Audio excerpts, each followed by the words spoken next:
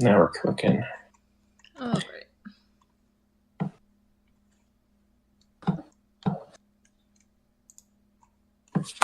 Okay, so it's showing that we're connected. I am not sure why YouTube is such a pain in the ass to get started streaming on.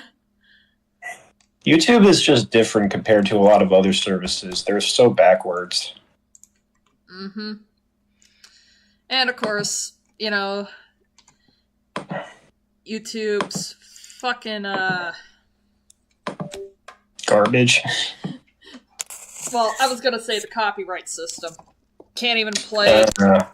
Yeah. Can't even play 5 seconds of a song without the copyright bot swooping in and going, "Ooh, I'll take that." Literally. Go ahead. No, it's so weird how backwards they are. Like, you can literally have, like, your own song, like, your own original song that you've made played, and they'll still say, nope, bye. Your ass is, your ass is mine. Fuck off with that bullshit. It's dumb. It's so dumb. I mean, TikTok's the same way now, unfortunately. Yeah, unfortunately. Yeah. So long, TikTok. I know it didn't actually officially get banned, but ooh, that wasn't fun. Oh, not one bit. We basically got grounded for 10 hours. Literally. It's like, you know what it's like? You're fired, you're being let go from a company, and then at the very last minute, there's like a change up, like a change in the higher ups, and then at the last minute, you're like, oh guys, I know you were just leaving, but turns out you're actually hired again. It's like, what? I was cleaning up. That sounds like something very similar to what happened to Toys R Us. Oh. R// malicious compliance or R/prevent revenge. Like, yeah, my boss fired me, and then 10 minutes later, they're begging me to come back. Oh man. Why can't these companies be normal for once? Because money. Yeah, you're right. Ugh, I hate money. Yeah, I said it. I hate money. Man, I wish I could pay all my stuff in bells. In bells. Interesting. Why bells? Animal Crossing. Because it's all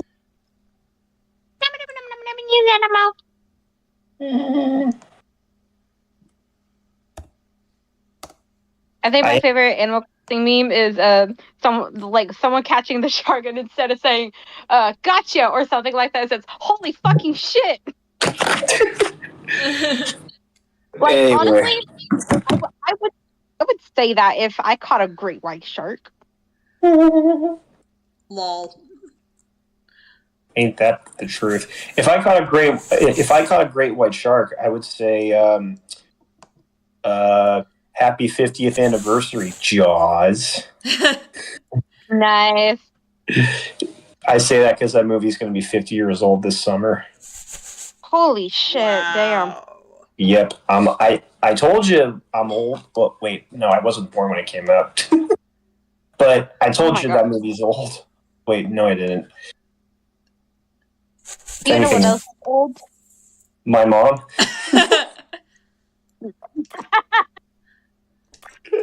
I would have to say, because they actually made a new movie like whole year or like 50 years after the original, but The Exorcist. I heard about that. They make like a new remake, sequel, or whatever every 20 years, I think. I think. Did they? Hey, Kiara, get the bottle cap.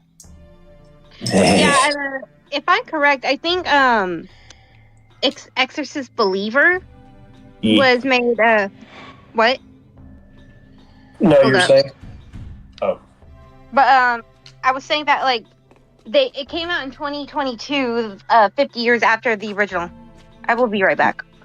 Okay. Okay. It's so weird how legacy sequels come out. We were talking about that last night with the Sea. Mm-hmm. like in terms of gaming, would Jak and Daxter: The Lost Frontier count as such? Would Sly 4 count as such? Because I guess. I'm not sure what qualifies, because the third Sly game was supposed to wrap up the entire story, and then here comes the fourth game going, lol, nope. That happens sometimes. Excuse me. Not even with like games, but like movies and TV shows. Mm-hmm. I'm trying to think of a specific example. I mean, I think Legend of Korra was supposed to be a miniseries, and then it got renewed for more episodes, I think. Yeah, Legend of Korra is such a weird case. Not to mention that the world building feels kind of fucked in Korra. How come? Now, granted, I'm just kind of, reiterating some points in Enter's initial review of Korra, but pointing out stuff like lightning bending.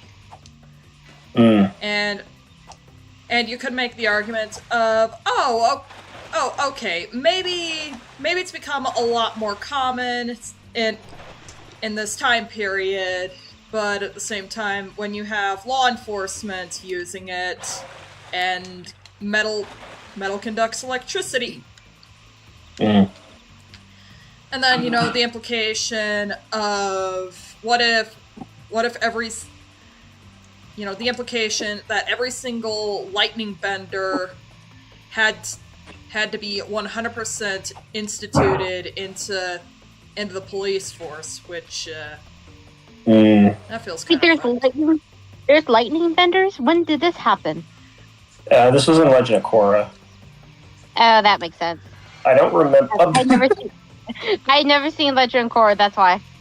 Okay. I mean, in spite of its flaws, I've said this before, I actually really do enjoy it.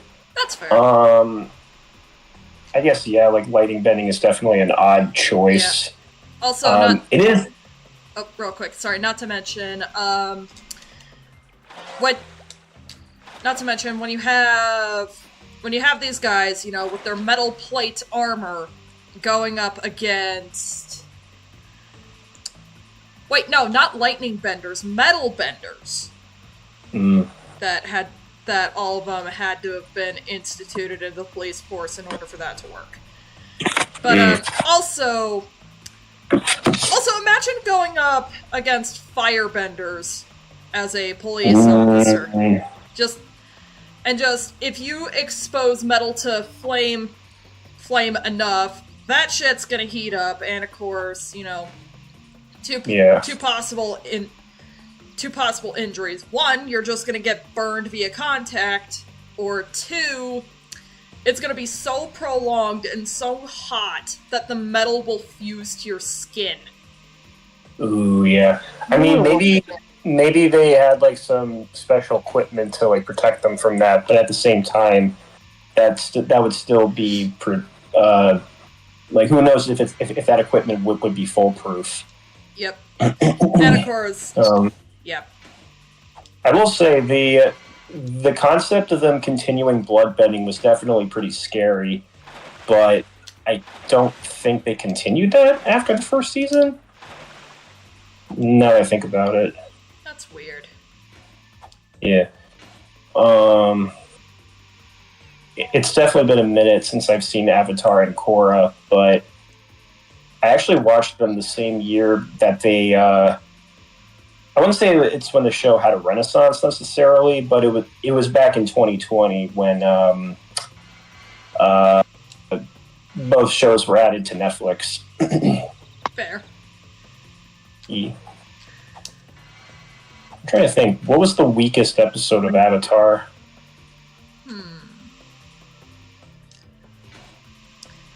I don't think I don't think I can accurately say, because while I'm familiar with Avatar, I never really got into it like most other people.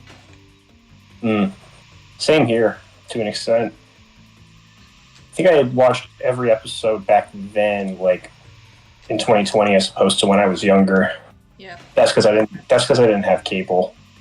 Yeah. And of course, some people would think, "Hey, Magma, that's pretty weird because you enjoy stuff like Jak and Daxter."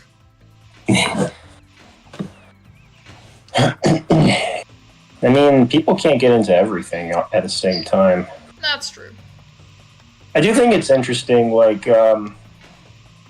when people say, "What? You haven't seen this and that," but then meanwhile they haven't seen this and that either. It's like we're all discovering different things at different times. Yeah. So I don't think there's any reason to harp on anyone for not watching something in a certain time frame.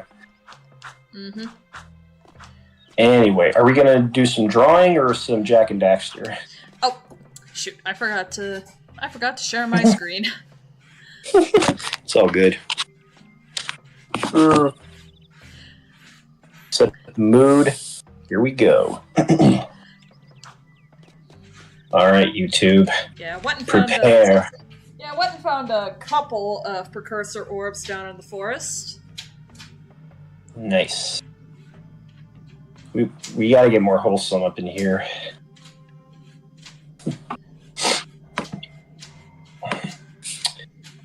Anyway. Oh man. What are you doing? She's being a cat. What do you think she's doing? Yeah, I'm pawing at a piece of paper. Man, I'm animating some smoke effects. I forgot how I drew them. They look so weird. And now I'm like tracing them, and they look even weirder. Then again, I'm not a trained effects animator, I guess. Fair. Yeah.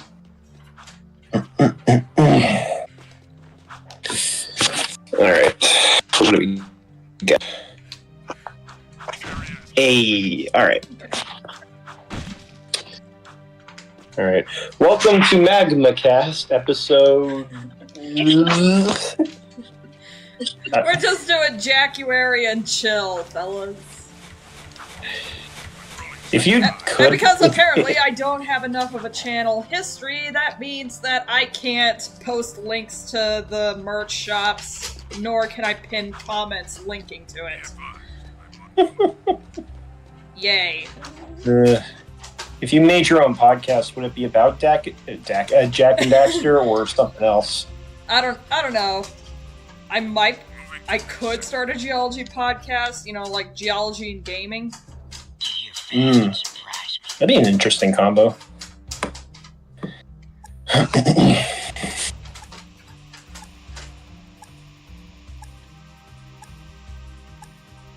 It'd be very interesting.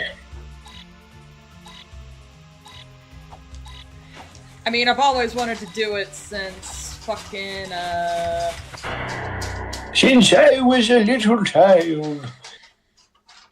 Let's see. I believe it was freaking I've got suspicious activity in this sector. I think it was just thinking about how Floating Island works with Lava Reef that I thought, how does that work? Yes.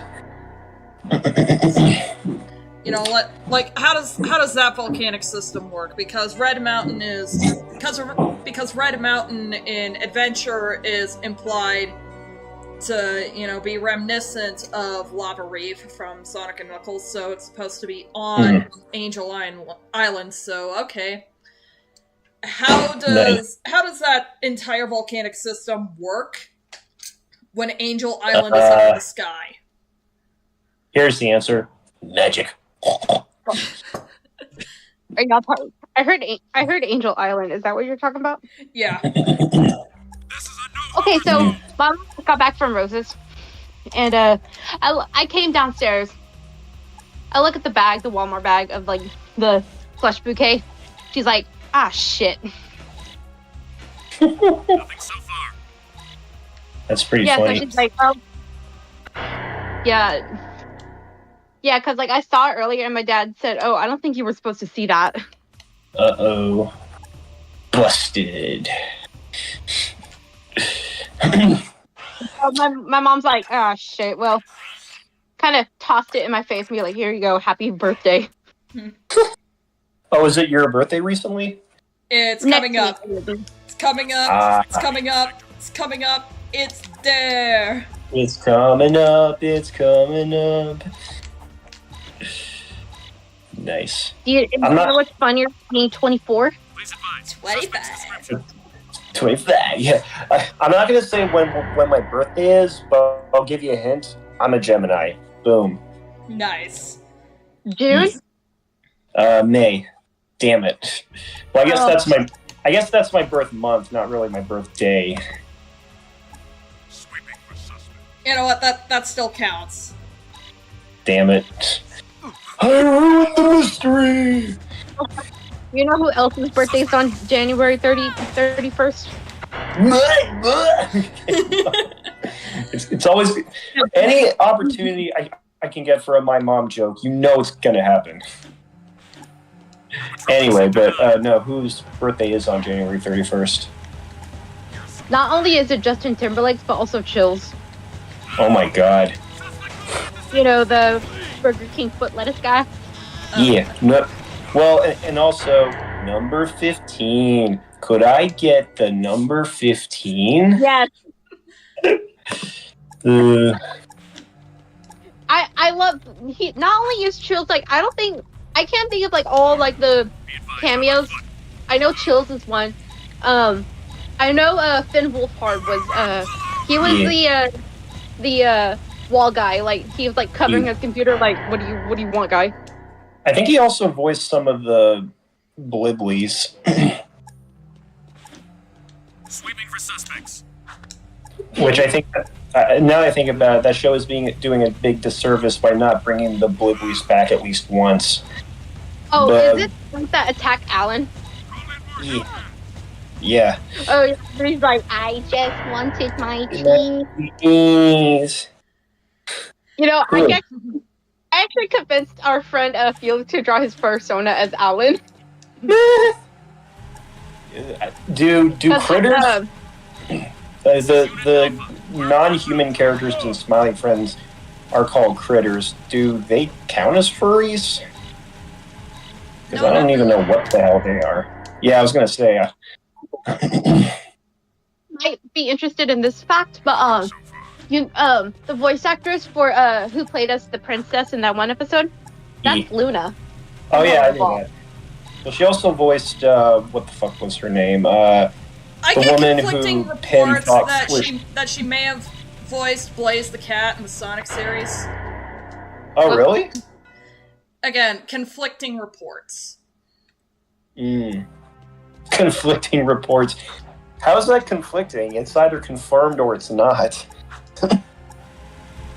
See, I actually told my friend, my coworker, that I think the voice actor for Amy in the Sonic movie should be Kimiko Glenn.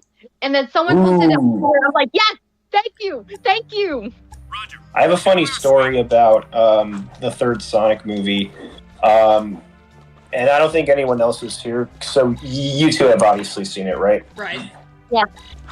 So- Okay, well, when I saw that scene in the theater was pretty packed, but like when that scene happened, a mom in the theater yelled, "Yeah, the girls are coming, girl power!" Something like that. Cringe. And I just, no, it was adorable. That was just funny. There's nothing. I'm sorry, There's nothing I'm funnier. just so used to, people yelling girl power and it being so cringe because, ugh. Well, I'll give an example. I'll give That's another fair. example. I'll give another example that's not cringe. When I saw what was her name, Judy Kuhn, the singing voice of Disney's Pocahontas at Baltimore Comic Con. I think it was during the Q&A. Like it was a free panel, like anyone could go in. But a little girl told her that Pocahontas to her was like one of the most badass Disney princesses ever, like something relating to girl power, and I was like, oh, that's kind of cool. Okay, like I can't be too mad at kids for that. Yeah. Hey, having her heart when she finds out that all kids are pretty cool. Well, that's for the kid to find out. I learned a long time ago. Let people figure shit out on their own, because if you spoil something for them, it's not going to be good.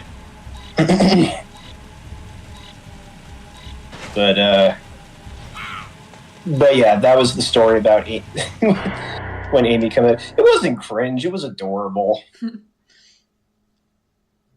I used to be like really annoyed, like going to movies, like ugh, like if audience members were really annoying. Nowadays, for the most part, I don't usually care. I'm just like, whatever. I mean, we're all here to vibe and have fun. That's why I prefer to like watch it like maybe like a week or two after the movie came out, so like there's barely any people. I think I've mentioned this before, I saw Disney's Strange World in the theater, and granted, it was on Monday, but then again, that movie had such shitty marketing. I was the only person in the entire theater. Wow. I was the only person in the auditorium when I went to go see Terrifier 2. There was one guy, but like he left after the first scene. Wait, Terrifier 2 or Terrifier 3? Terrifier 3. I was gonna, because I heard that scene is really fucked up. Yeah, like apparently, like when it first came out, a lot of people walked out, and I'm pretty sure some of them went back. That is saying something. Oh man, a lot of the imagery from the first and second movie. That is not getting out of my head. God damn. When I went to go see Beetlejuice, there were like a couple people, but like, of course, like when they were singing, everyone was singing. Man. That's adorable. See, I would find that annoying, but you knew what you were getting into, you know? Mm-hmm. I do remember, you know, that actually reminds me, I feel like most of the movies I've seen in the last year, ignore that was my Cintiq. Anyway, I think most of the movies I've seen in the last year have been like re-releases, and I remember watching a re-release of the movie Harold and Maude, which is a pretty like well-known cult movie from the 70s. It's like a black comedy, romantic dramedy and shit, but at the very end of the movie, one of the key songs in the film, it was like, well, if you want to sing out, da-dun-dun-dun. Like that song played just as the end credits happened. Oh. Someone in the theater went, like, they were clapping along to the beat of the song, and I feel like if that was any other scenario, I would have been like, ugh. But I was like, you know what? It's the end of the movie. This movie's been around for more than 50 years. Fuck it. Yeah, like I heard that like a week after Wicked came out, they were gonna release a sing-along version so that like people who wanted to go watch the movie and not sing along would not be annoyed. I wonder if that ever happened. Huh? I'm just wondering if they ever made that. Because they did that with Moana back in the day. No, they did. Now that I think about it, how much you want to bet they did one for Frozen? Oh, absolutely. That's not even a question. And they did it for Frozen 2, and I know this. And I know this because I was working when Frozen 2 came out. I was working at the movie theater. I remember seeing Frozen 2 when it came out, and I'm not going to get too much into it, but that was one of the worst experiences of my life, not seeing it at a movie theater. Not because of the movie, but because of the people I was with. Oh. I'm not even going to I am not going to get into that. I'll just leave it that when you and your best friend know really bad people, that you're going to look back at those experiences with like, oh, that wasn't fun. Okay, so like one of my best moments where I looked at the customer and said, "Sir, this is a Wendy's." I was like, "No, this," because like everyone has had that like, "Sir, this is a Wendy's" moment at their job, right? Mhm. Like, so We serve food here, sir. Anyway, this woman, she brings in her little 4-year-old, and she asks, "Do the clowns are the clown movies are they child friendly?" what Do you clown know movie? what I'm talking about? Was she referring to it Joker. Oh, or Joker? Oh, fuck. Joker. she thought. Oh my god. Another one I had was this little toddler. This was during like the Frozen 2 fiasco. But like this woman came in, her little toddler stops and throws up. And like she looks at all of us and says, "I'm so sorry. She doesn't like the smell of popcorn." What? Wait, what? What? Then why are you bringing her to a movie theater? See, exactly. And then That's like okay. and then there was a fiasco. No. Go. That would be like. Go ahead, go. Wait, hold on. Go ahead. That would be like you take your kid to like I don't know Chuck E. Cheese or someplace, and they throw up because they hate because they don't like the smell of pizza. It's like what? What? What are you doing? Or the feet smell in the ball pit. Well, that too, yeah. But like, really? Like, your kid doesn't like the smell of popcorn? Like, they have that reaction to it? And, oh my god. Parents of America, do better! Yeah. And I will say, there were some people that, for some reason, actually, like, bought tickets for their child to go watch Joker and It. Are you serious? Yes! Okay, you have failed as a parent if you decide to let your kids watch a movie like that. Like, there was the rule that, like, kids under 17 have to have, like, a legal guardian or a parent to go watch the R-rated movie, but... Well, yeah. There should be like an age minimum, or like a minimum age, like I don't know, like 10 to 13. Yeah. Ugh. Man. I don't know. But when hey, I was... Oh, you're saying? I was gonna say, but hey, I guess their kid really likes horror movies, I guess. Like... There was a time... The mom is like a gothic woman, and like here she comes with her baby. Oh god. I don't know. If I had kids, I would never take them to see an R-rated movie in theaters. I'm sorry. Yeah. Even if they wanted to, I'm like, no. Have you seen Gothic Baby on TikTok? No, I don't know what that is. It's literally like this family of Gothic people, but like their youngest, she loves all Gothic things, which good for her. But like also the mom does like make her do a color explosion therapy, which for some reason this kid hates. I'm pretty sure mom would think twice before taking her kid to go see an R-rated horror movie. You would think, but I swear to God, yeah, I don't even know what to say about that. Like, goddamn. Now, see, I don't know. I don't know about like PG-13 horror movies like Five Nights at Freddy's. I can't really say anything about that. That's a middle ground, I think. Like, I still wouldn't take kids to see that, but I can understand a reasonable argument. No, see, I heard it was crazy when the movie came out. So yeah, luckily they also premiered it on Peacock, and my family has Peacock, so I actually managed to like watch it in the safety and comfort of my own home. Mm-hmm. Cock. I'm sorry. It's okay. I'm sorry. I have right. even though I'm in my mid-20s, I have the mind of a 12-year-old.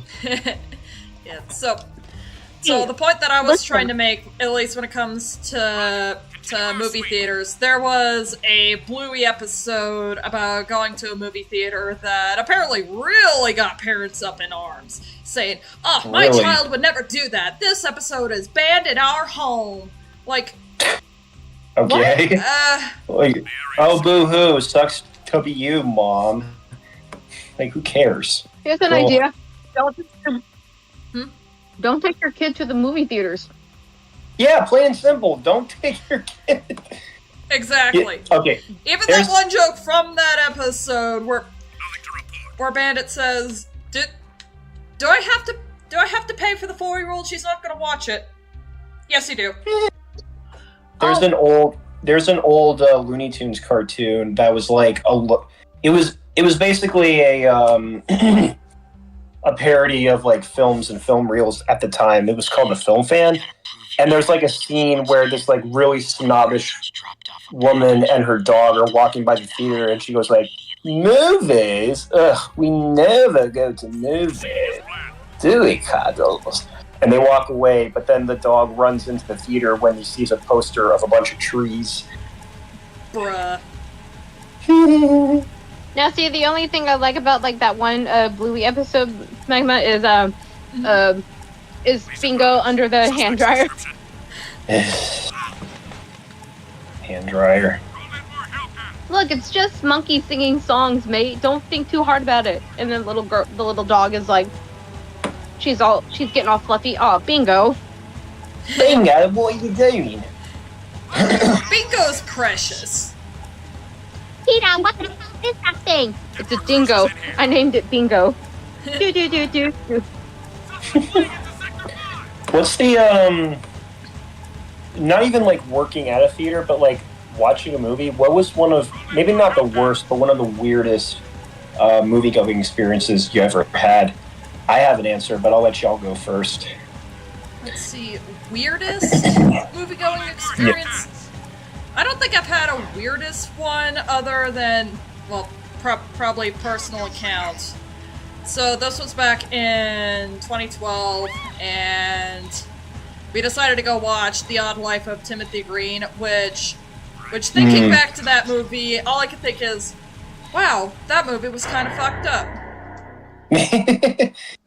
It's so weird. It looked very wholesome too, but the content was like actually way more fucked up than it presented itself as. It doesn't help. It doesn't help that the doctor went out and like made the best musical ever. Yeah. Well. Oh, really? Anyway, so we were watching Odd Life of Timothy Green, and when the first Wreck-It Ralph trailer played, you know, at first I was thinking, oh great, a Donkey Kong knockoff. And then I started seeing, and then, you know, it showed all the other video game villains, and then I realized, oh, that's the point! And, you know, me fangirling because Eggman was on screen, and my mom gave me this really dirty look of, shut the fuck up. I think And this is why I've been masking ever since. Oh, I'm sorry. I'll tell you this much. I am terrible at masking, so if you need advice, I can just tell you, don't give a fuck. But I actually do remember, I think the first trailer to Wreck-It Ralph I saw back in the day was when me and my family went to see Brave. Yes, the movie that won the Oscar that Ralph should have gotten. Yeah, I guess. First time I saw Wreck-It Ralph, I just looked and said, like, being the slow-ass kid I was like, nice. Wait, slow-ass kid? I don't get it. Well, I didn't get, like, excited or anything. I was like... Oh, yeah. You know what's weird? This still happens. I don't laugh at a lot of things. Like, I do laugh, but, like, I guess my reactions are more just kind of me observing stuff, so I don't immediately laugh at things, but then after the fact, I'll laugh at them. Like a comedy or something. I will have to say, there is a scene in Ralph Breaks the Internet that did not age very well. You mean the majority of the movie? The majority of the movie? No, Ralph like I think like throws like a sign and destroys like an avatar, and it's fucking Colleen Ballinger. And I was like, I was gonna say, how did that? Okay, I could joke and say how did that age bad because Ralph basically committed homicide on her internet connection, and now she can't pray on any more children. Hooray! I am so glad I didn't even know who she was until maybe a year ago. Yeah. Oh, god damn. now see, there's also another like I watch Dead Meat, and I watch his kill count, and like I've seen so many like videos, and I was like, man, this is not gonna age well, and I was right. Like for an example, when he was like, I fucking did it, I finished the entire Saw franchise, and then here comes the Book of Saw. It's just like Another has to be The Purge. Mm. And I haven't also seen another one. any of those movies. Another one would have to be because like he actually did a live on this of like he was doing like I guess a tour of his entire like movie collection. Everyone in the chat was like telling him like do Thanksgiving 3, and he's like, do you see all these movies? I can hide from Thanksgiving 3. And then here Thanksgiving 3 kill count. Like, man, this didn't age well. Damn. Yikes. Like that movie is so bad, but like it's funny at the same time, but still bad at the same time as well. What's Thanksgiving 3? Thanksgiving? Oh, Thanksgiving. It's supposed to be some kind of goofy Thanksgiving horror movie, but instead it ends up being more of a really bad comedy. Budget for the first one was $3,000. That's Damn. how bad. No, that's cool though. Like if you're able to make a movie with so little money, but I guess at the same time, if you don't know what you're doing, it's not gonna look so good. Yeah, like the actors legit cannot act to save their lives. You know what? Maybe I'll go and watch this. Prepare yourself then. Sorry, you broke out. What? I said prepare yourself then. Mentally, or like in terms of like a kill count, or in terms of like garbage? Garbage. Oh, okay. I do want to watch more garbage, though, to be honest. I've seen... just to pick apart why it doesn't work or why it's garbage. That, but I think I've said this before. I think there's just as much value in really bad movies as there are really good movies. Mm-hmm. Like, you can look at these and go, how was this made? Who thought this was a good idea? What happened behind the scenes? Yeah. And at the end of the day, all these people working on these really bad movies, well, they're just that. They're people. Yeah. Even Agent Neese, when he was doing the kill count for this movie, he's like, what the fuck is this movie? Now... Sounds about right. Now, see, I saw a video of, like, a guy doing an interview asking, like, what's the worst anime? And someone did say this. The dubbing is so bad, but it's funny at the same time. Ghost Stories dub. Oh, Ghost Story? I don't know if that's like the worst anime, but it's definitely one of the funniest bad animes out there. Mainly because the original show did so poorly that when they brought it over to America, they literally told the dubbers, do whatever the fuck you want. Yeah.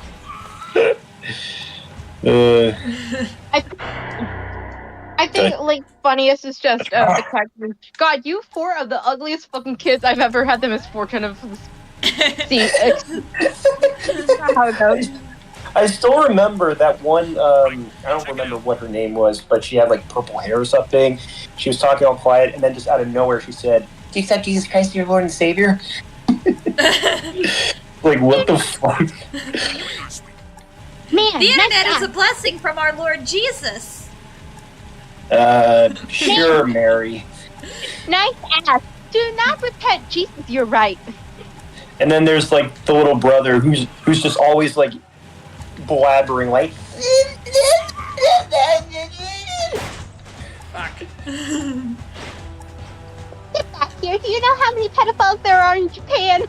Oh my god. Oh, no. That does not age well. Oof, that does not age well, actually. The fact that they didn't raise the age of consent to 16 nationwide until 2 years ago was just... Where's the foghorn? Where's the foghorn? I say, boy, what's going on here? That foghorn? No, I meant like the horn where the like... MLG horn? I know. I was fucking with you. Yeah, like the horn that plays when like something like smells like it rotted in the inside.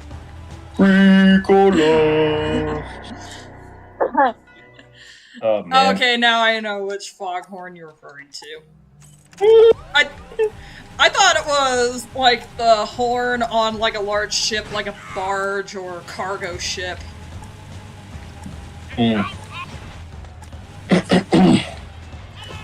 I need to Fucking watch more aircraft anime. carrier. I really do need to watch some more anime at some point. I do too. Most of I've mentioned this before. Most of what I watch as far as Japanese animation, it's usually movies or short films. I need to catch up on My Hero Academia. I was watching the war arc, but I stopped because procrastination. Yeah, I procrastinate a lot. I've mostly just been reading the manga. And I'm only up to the end of volume 4. What's a... I am a pleb. Aren't there a few anime out there that they wrap up so inconclusively, and it's basically them saying, oh yeah, just go read the manga if you want to find out the ending. Like, wait, what? Yeah. That's a load of horse apples. This is a load of barnacles. I heard that! I will say, My Hero Academia does have like one of the worst like plot twists ever. Like everyone obviously knew, like before it was revealed. How many seasons of the show are there? I think right now there's like 8 seasons, but they just wrapped up the manga. Oh, okay. Yeah, but like. I remember one guy saying like how like even at the end of the manga Deku should have taken Bakugo's advice. The character's name is Bakugo? One of the characters. That is awesome. Yeah. But this guy really said even at the end of the manga, this guy literally like went downhill. Man, he should have taken Bakugo's advice and just jump off the roof. Damn. Yeah, this kid literally told his childhood friend take a swan dive off the roof. I'm like, damn. That is damn. That's harsh. And of course, like Deku was like, Kachan, you can't tell people to kill themselves. You can't tell people to kill themselves. That's not cool. Here's a good idea. Here's a good idea, Deku. Why don't you kill your? No. Damn! He literally told this kid to like literally off himself when he said take a swan dive off the roof. Jesus. Yeah, and when I watched it, I was like, man, even I hate him for that. Yeah. Yeah, that's not cool, bro. Like Bakugo is like, man, just like- hateable. Like, I would have punched that little fuck. How old is the little fuck? Because if you beat him, it's not gonna look good. Yeah, who cares? Yeah. Unfortunately, the manga took the time skip route, and then of course, like all the fangirls, the really cringy ones, they're like, yes, finally of age. I'm like, y'all are fucking sick. Ew. Hey, this is why you don't get involved in fandoms, especially the creepy ones. Yeah, like when I seen one girl say it, and I was like, please take a shower with soap this time? No, take a shower with salt. Maybe instead of regular water, use holy water. Why not? They were already they were clearly never baptized before. Maybe they'll say, "But this absolves me of my sins." That guard fucking found me, looked at me dead in the face, and still went, "Nope." Going back to the cat going, God, you 4 are the ugliest fucking kids I had the misfortune of seeing in my life. Literally, that's like the villain Shigaraki seeing like Class 1A. He's like, man, you guys are ugly as shit. As if he's not chapped. Damn. I would say that would also have to be Guzma in the game. In the Sun and Moon game. And of course, like seeing like Lucamine in the background. I can't wait for this bitch to kill you. Damn. Guzma's still fucking great. Yes, he is. Actually, I have this really cute commission that my friend drew. I'll put it in the draw pile. Okay. I have to scroll way down. Wait. Oh my god! I remember one anime when I was in. I forgot I had this video saved, but it's a video of like Guzma saying, "I extend my hand so that you can kiss my ring, but when you lean closer, it's one of those glow in the dark spider rings that you win at arcades." Crunch. You disrespect me. And I can totally see Guzma showing off that. Plumeria, hit her with the sticky hand. Gay. But it's my OC and Guzma as Moth, and of course, yes, Guzma is Mothman. Mothman. I remember that meme. I remember that Mothman meme like it was yesterday. We started this stream talking about I don't even remember, but ooh, here's something right now. We should all take a very brief moment of silence to honor the unfortunate passing of David Lynch right now. Yes. Okay. Just a few minutes, just at least a few seconds. Go.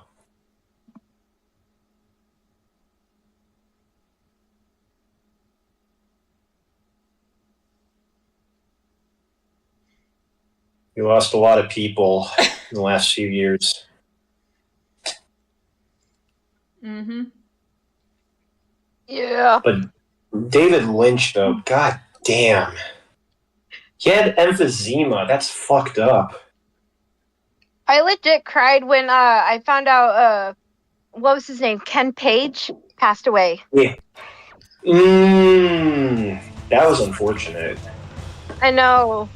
And just before Halloween 2. Like, what the frick? I know. It's just James Earl Jones passed away. I mean, he was, very old, but even still, it's like, come on, man. Like the man was 90 on the dot? Wait, no, he was like 93, I think? He was in his 90s, that's all I know, but hey, yeah. Mufasa had a really good life. Vader had a really good life. He did. He absolutely did. Can we legit, like, be mad at God for taking away Betty White just when she was shy from being 100 years old? I think, yeah. Well, we can also think of it this way. chastise God for taking away Shelley Duvall when she was 3/4 away from 100 years old. Oh, yeah. Ooh. Fuck you, God. I was gonna say, I prefer to think of it, more optimistically. God just said, hey, honey, I love your work. How about we celebrate your 100th birthday with me? Aww. I do know that when King Charles dies, God is going to be watching an episode of Jerry Springer on in heaven. Dude, I guarantee you, when Steven Hillenburg died, rest in peace, God was like, dude, I am so sorry. I am so sorry. But if it makes you feel better, I loved your books you made with the early characters of SpongeBob. And he'd be like, hey, thanks. About time. Let's get out of here. That was fucked up. I think Steven Hillenburg is not happy right now, though. Well, yeah. Because of all the spin-offs and shit. That I think shit. It was Paul Tibbett, I believe, who tweeted out, Steve would have hated this. And keep in mind, Paul Tippett got the worst at, like, so many people would be like, fuck you for continuing SpongeBob. Paul Tippett and Steven Hillenburg knew each other as far back as college. So fuck you if you're going after him. If anything, go after the people behind Nickelodeon. Yeah, that's... Also, Steven Hillenburg was also against, like his show being promoted at fast food restaurants or something like that. And guess what they did for the 25th anniversary? Hey, don't get the Krabby Patty at Wendy's. Seems like Nickelodeon just wanted to find any... I mean, I don't know the full story, but it does seem like there's a lot of sliminess going on behind the scenes. And don't get me started on the fucking, you-know-who. You-know-who? Are we talking... Do you have any idea how little that narrows it down?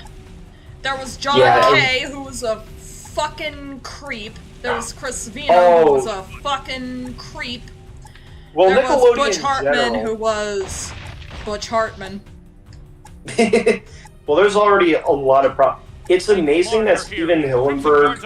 I mean, granted, there's a lot of other people who made shit at Nickelodeon who were genuinely, like, kind-hearted and decent people, but out of all of them, Steven Hillenburg speaks to me as, like, wow, he was super humble, he just loved what he did, and he seemed like a really kind-hearted person. Yep. You know? And I believe he was originally a marine biologist before he decided, you know, I'm gonna make my own cartoon. Go save the rest of our guys. Yep.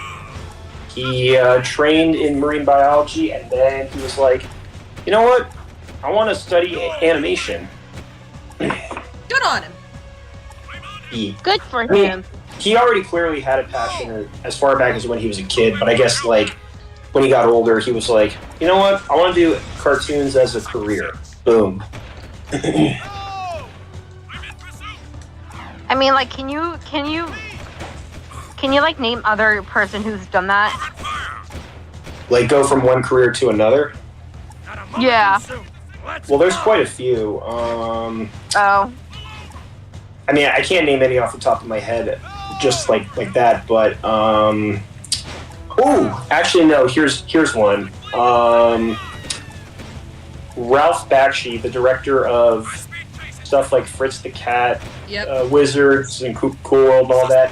I think he wanted to be a cartoonist and a painter, but then he even studied cartooning in high school, but then he ended up getting a job at Terry Toons, and he's just kind of explored the animation medium and worked in a lot of animation jobs in the day, and then that's how he became an animation film director, so boom.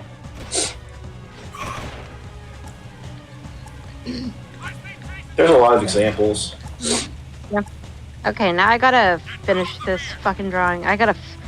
How do you draw blonde twinks? No, here's a better question. How do you draw? What is draw? How to make draw look good? I don't know. Oh, wait a minute. No, but like, I've been meaning to like draw like different characters just to practice, but like, God fucking damn it. Like, I mean, I can't draw twinks at all. I can't help you. Like, once I finish the little line art, I will show you, like, this is, like, the best I could do, honestly. But, like, this This is for my friend. I will say, in my defense, this is for my friend for her birthday on Tuesday. Oh, nice. Yeah, still thought that counts, I'm sure. Yeah. Ooh. You know someone who we lost too soon, way too soon as well? Who? Howard Ashman. Damn. We lost him way too soon. That sounds I really will say, stupid. Remind me again. Howard Ashman is... The lyricist behind, Okay. Little Shop of Horrors, The Little Mermaid, Beauty and the Beast, and Aladdin. Okay. Let's get out of here. This is Yeah. He died from AIDS at the age of 40. 40! The dude was only 40. I'm like, really? oh, Man. that is just not fair. Nope. Here's a really touching story. He was death-ridden by this point. He died a few months before Beauty and the Beast was released, and the film's producer, Don Hahn, visited Howard in a hospital, and he told him something along the lines of like, yeah, the press is really liking Beauty and the Beast so far. Who knew it was going to be this big of a sensation? And then Howard, keep in mind, he was so beyond frail and could barely speak. He told him, I did. And I'm like, oh, fuck, man. The dude was like working on this shit even when he was severely sick. That just shows you how dedicated he was. Man. Just like, God. Yeah, that's really sad. Yeah. I think like after he passed away, not to say Alan Menken didn't do good stuff afterwards, like he still did some great material. Yeah, he did. But he and Howard Ashman were such a good duo, were such a dynamic duo, that I think the magic after he passed away was just kind of gone. Man. Not to bring everything down. Just, I love you, man. I'll always love you. You died long before I was born, but I still love you. For real. That's how I feel about Freddie Mercury. I'm like, Same. man, I love this guy. Same. No, he's one of my idols too. So is Elton John. So like when he passes away, my heart will break. Dude, he better not die anytime. He better not. Don't. Knock on wood. Don't jinx it. Nope. Knock on wood. You know who else that like Don't should not die? it. No. Did the dude just fucking jump off the bridge? Okay, but In Jack and Jackster? Jack and Daxter? Sorry, you were saying, Dot?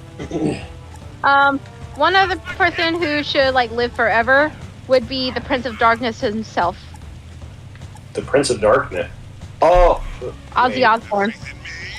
Oh, yeah. For some reason, Yeah. I associated Prince of Darkness with Keanu Reeves. Don't ask me why. Well, Okay, is it that- because he plays Shadow the Hedgehog? Well, I guess that, but also because he's fucking John Wick, first of all. Dude is like so fucking handsome. It's not even funny.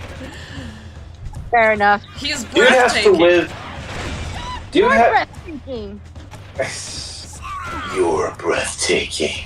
Oh God. I practiced those deep, menacing voices since I was in middle school. Thanks a lot, Christian Bale. Ugh. Okay, out of all the Purpose, man. voice actors, not the main actors, but the voice actors of the Sonic movies, who would you want to meet? And you can only pick one. Wait, do what now? Of all the voice actors of the Sonic movies, so none of the human actors, but the voice actors, if you could pick only one, who would it be? Don't get greedy. That is a very good question. Making things hard. I'm gonna say Ben Schwartz just because of his other roles. One of them including one of the turtles from the Rise series, and just the joke. Oh yeah. Of this dude is voicing animated characters that are associated with the color blue. Yeah, he's literally. Which one of the nephews in DuckTales did he voice? Keep away from me. Was it Because I know the other Dewey? guy I think it's Dewey. I want to say was Dewey. Did Dewey have the blue shirt? I think it was him. Yeah. I'm looking this up. Sorry.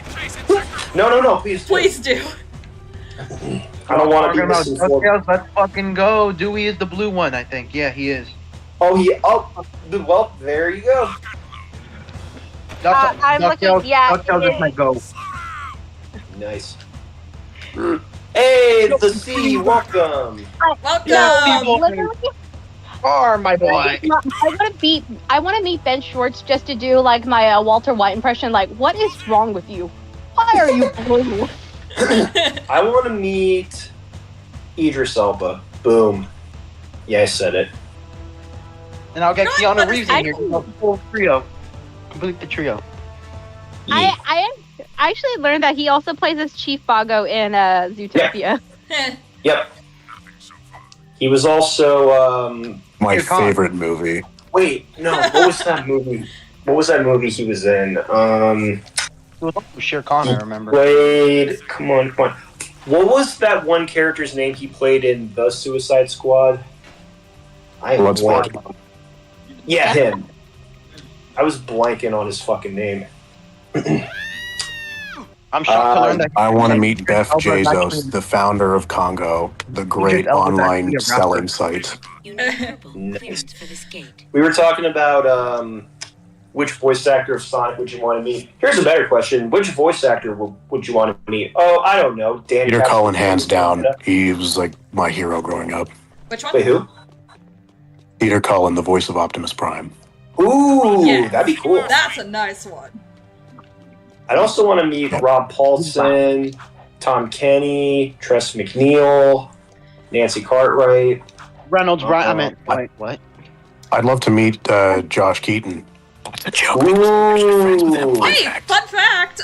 Josh Keaton voiced Jak in the Lost Frontier and in PlayStation Heroes Move. That's awesome. I was sick. Yeah, I'm friends with him. He's chill. Nice. I actually want to meet. Magma knows this one. I want to meet Dina Robinson. Ooh. I would also want to meet. Help! I don't know who that is. Call me a simp. All you need is fine. Call me a simp, Magma. But he is the voice actor of Fox. Oh, In My Hero. Okay. I am a little bit dumb. I also want to meet. What was that guy's name? I want to meet. Fuck it! I want to meet Mark Hamill. Boom. Fair. Fair. I want to meet Antonio Banderas. I want to meet Lin Also Manuel fair. Miranda, but just to be like, stop appearing in everything, dude. Wait. Stop ruining Disney, you fucking asshole. I want to No, meet. just stop. Someone actually caught him, like, for some reason, he was at a Taylor Swift Eras Tour concert. I'm like, what is homie doing? Wait, who are we talking about? Lin Manuel Miranda, like, is he like her, like, is he her, is he just gonna start the show with I am not throwing away my shot? Oh God. Want to know No, why? I was just saying I want to meet Cree Summer. Ooh, that's Fair a good enough. one. Keita, Susie Carmichael, Cleo from Clifford. You can't go wrong with her. She is amazing. God, she played as Cleo. And fun fact, her dad, Don Franks, voiced the main villain in Rock and Roll. Mock, I think. Ooh. I want to meet Ben Burt. because he's a voice actor. Ooh, He voices Wally, and Wally's my favorite Pixar character of all time. Period. he's more of a sound designer, but yeah, definitely that'd be cool. Oh, Billy Crystal and John Goodman. Oh my God, Mike and Sully. Ooh, that'd be nice. I would want to meet Patrick Warburton and just let him talk. Don't mention anything That's about no don't mention anything about the voices he's done. Just let him talk. I would like for him to give me a flight safety instruction video because he is the guy from the pre-show in Soren, and I just want him to, see me buckle my seatbelt, point at me, give me a thumbs up, and say, "Nice work, pal." I would love to meet Mike Irwin, Jack's original voice actor from second game all the way through X, and I'd also like to meet Bella Hudson, who voiced Blaze the Cat starting out. want to meet. I Over the Hedgehog's disrespected. He got disrespected the most. kind of want to meet Roger Craig Smith. Oh, I was about to say I would love to meet him too. Yeah, and Green Hill's more like Sand Hill. Sam! I think And, the last role I've seen him in is he was playing some various characters in the Trolls Band Together movie. Nice. Nice. You know what? I linked would to the also- pre-show for Soren with Patrick Warburton if you guys want to watch it. I found out Roger, same voice for Sonic, voiced a character in Owl House and Amphibia. Just found that out soon. Oh yeah. Well, he Really? voiced a lot of characters in regular he shows. voiced that like guy who captured the Bee. I think that's her name. He voiced the guy, and he also voiced like this clown guy in Amphibia. I'd love to meet. You mentioned Amphibia. I would love to meet Bill Farmer, who not only voiced. Goofy, my boy Goofy. My yeah. boy! Yeah. Actually, gosh. Damn, that's a really good I don't impression. wanna- Fucking do it Fuck it. again. I want to meet the entire voice cast of the Goofy movie. I don't give a fuck. Hey, Somebody told me. Fun fact. Do you guys know the movie Licorice Pizza? yes. Wait. I just want to mention this. The main actor of that movie, Licorice Pizza, what was her name? Alana Hayim. She said on Twitter once, apparently, that a Goofy movie is pure cinema. Good. I mean, a And Goofy she- movie. I wouldn't call it pure cinema, but I would call it a really, really good movie. I would It's pure too. cinema. It's one of the very few movies where Pauly Shore is actually good. I will defend that movie to my dying breath, and if somebody wants to challenge me on that, then I challenge them to gladiatorial combat. See who comes out laughing. For the first time ever, we see in it eye to eye. Best song in Goofy movie, my I walk out of that gladiatorial arena smiling. The My opponent favorite- with a hatchet in their shoulder. Nah, bro, just make a solo My favorite emoji. song from that movie will always be On the Open Road. I don't give a fuck. I will die. Wait, from that. Is No, that I've seen this meme on the Goofy movie. It's like they've been laughing since I've been. Remember, but they're not gonna laugh gonna at before he grabs the laugh gun and go shoot up the school. I love the fact that in Mickey Mouse cartoons and movies, Pete is a fucking monster, and in the Goofy movies, he's just kind of like, he's just kind of there. He's like kind of rude, but he's not like evil, you know? No. He's just like a regular dude. No. Yeah.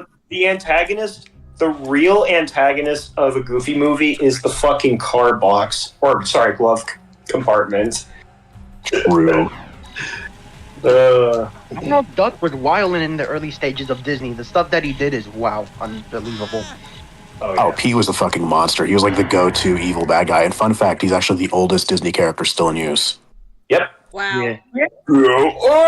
Are you so? You wanna know what I'm surprised about? You wanna know what I'm surprised about?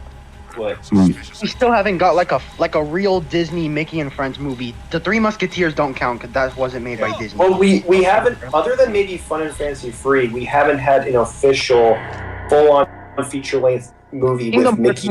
Disney Yeah. take it or leave it. Yeah, I'd love to see, instead of Wish, they should have made a movie about Mickey Mouse and his friends. They really I should know, have. right? I don't know why that was so hard. Missed No. opportunity. Yeah. They should have made What either is, Mickey Mouse They should have made a Mickey Watch Mouse as movie, the, or if they didn't want to go with Mickey Mouse, they should have done a Kingdom Hearts movie. Watch as we get to the point where it's going to be Mickey Mouse's 100th birthday, and because Bob Iger will forever be the CEO of the Walt Disney Company because he's a fucking monster. Imagine this, right? 100 years since the most famous cartoon character of all time was created. Arguably the most famous fictional character ever. And, it's 100 years. Perfect time to release some kind of movie. And then what does Disney do? They release like a 1 minute animation on YouTube. I mean, they already did that with like Mickey in a Minute, but that was like for a documentary on Disney Plus. But if they don't do this in 100 years, I don't know what to say. They haven't gave us a real 100-year anniversary movie. Instead, they gave us a movie where the villain is a middle-aged Jack Frost that looks like he got beaten up and got dirt kicked in his face by a Silver the Hedgehog fanboy.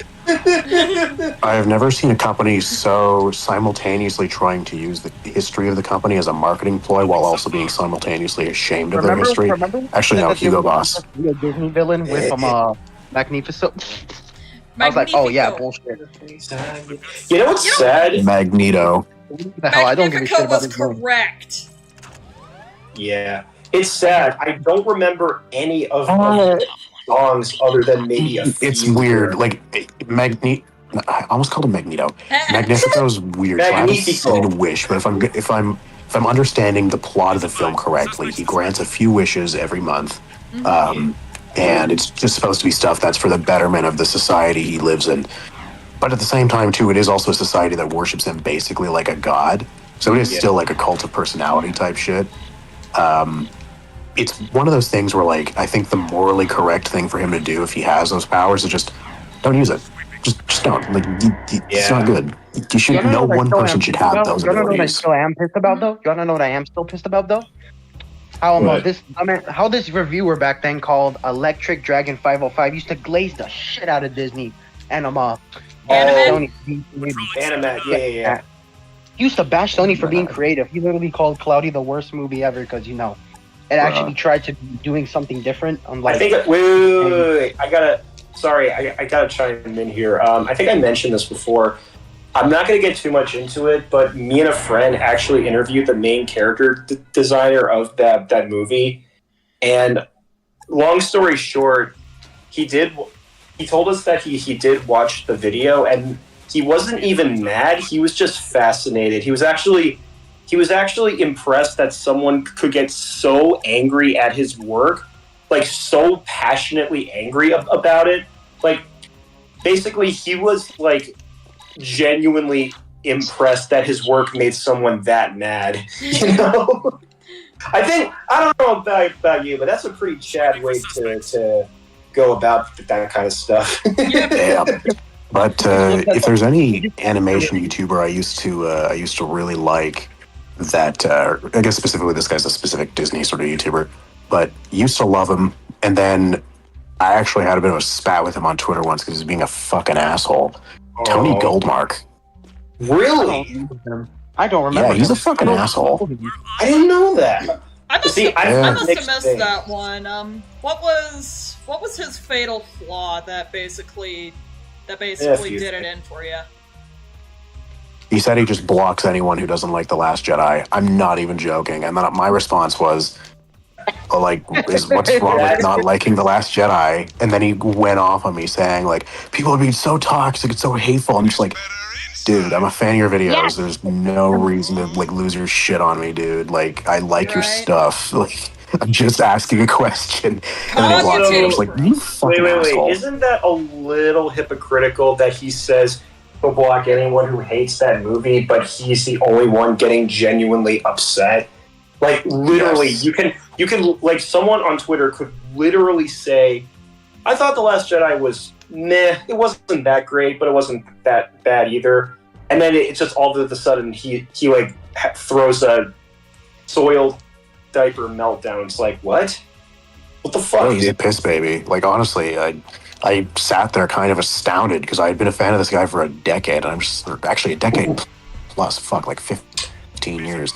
Wow. And I'm just like, dude, What the fuck? I've loved your stuff for so long. There's no reason to be a fucking asshole about it. There was a YouTuber.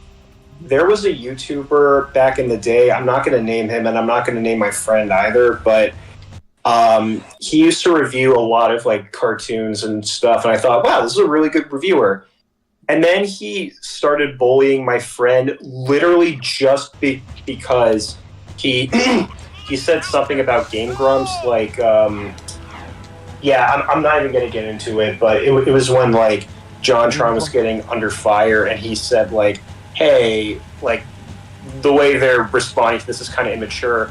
And this person was such a fucking asshole about it, and he like bullied my friend, and I ended up reporting him. I was like, dude, not cool.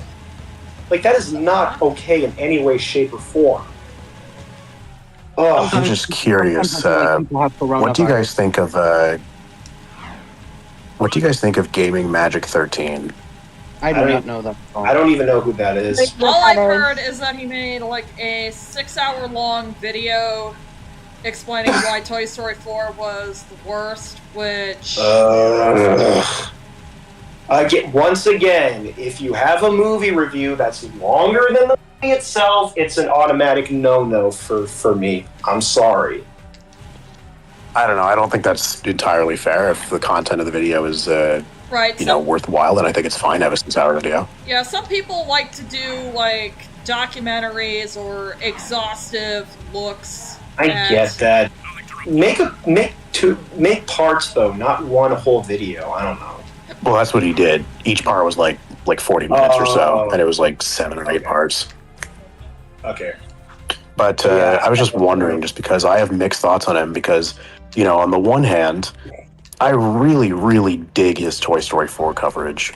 On the other, I don't really like, how he kind of harassed some people for thinking Transformers 1 was a good movie. That was kind of douchey. And then here's another fact that kind of complicates things, too. I'm in a group chat with him. He's a friend of my friend.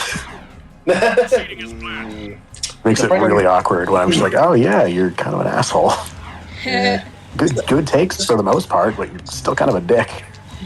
Just out of curiosity, have you guys, like, I'm not even asking this to say, like, you guys hate this person or something, but have you guys seen the movie reviewer, Bob Show?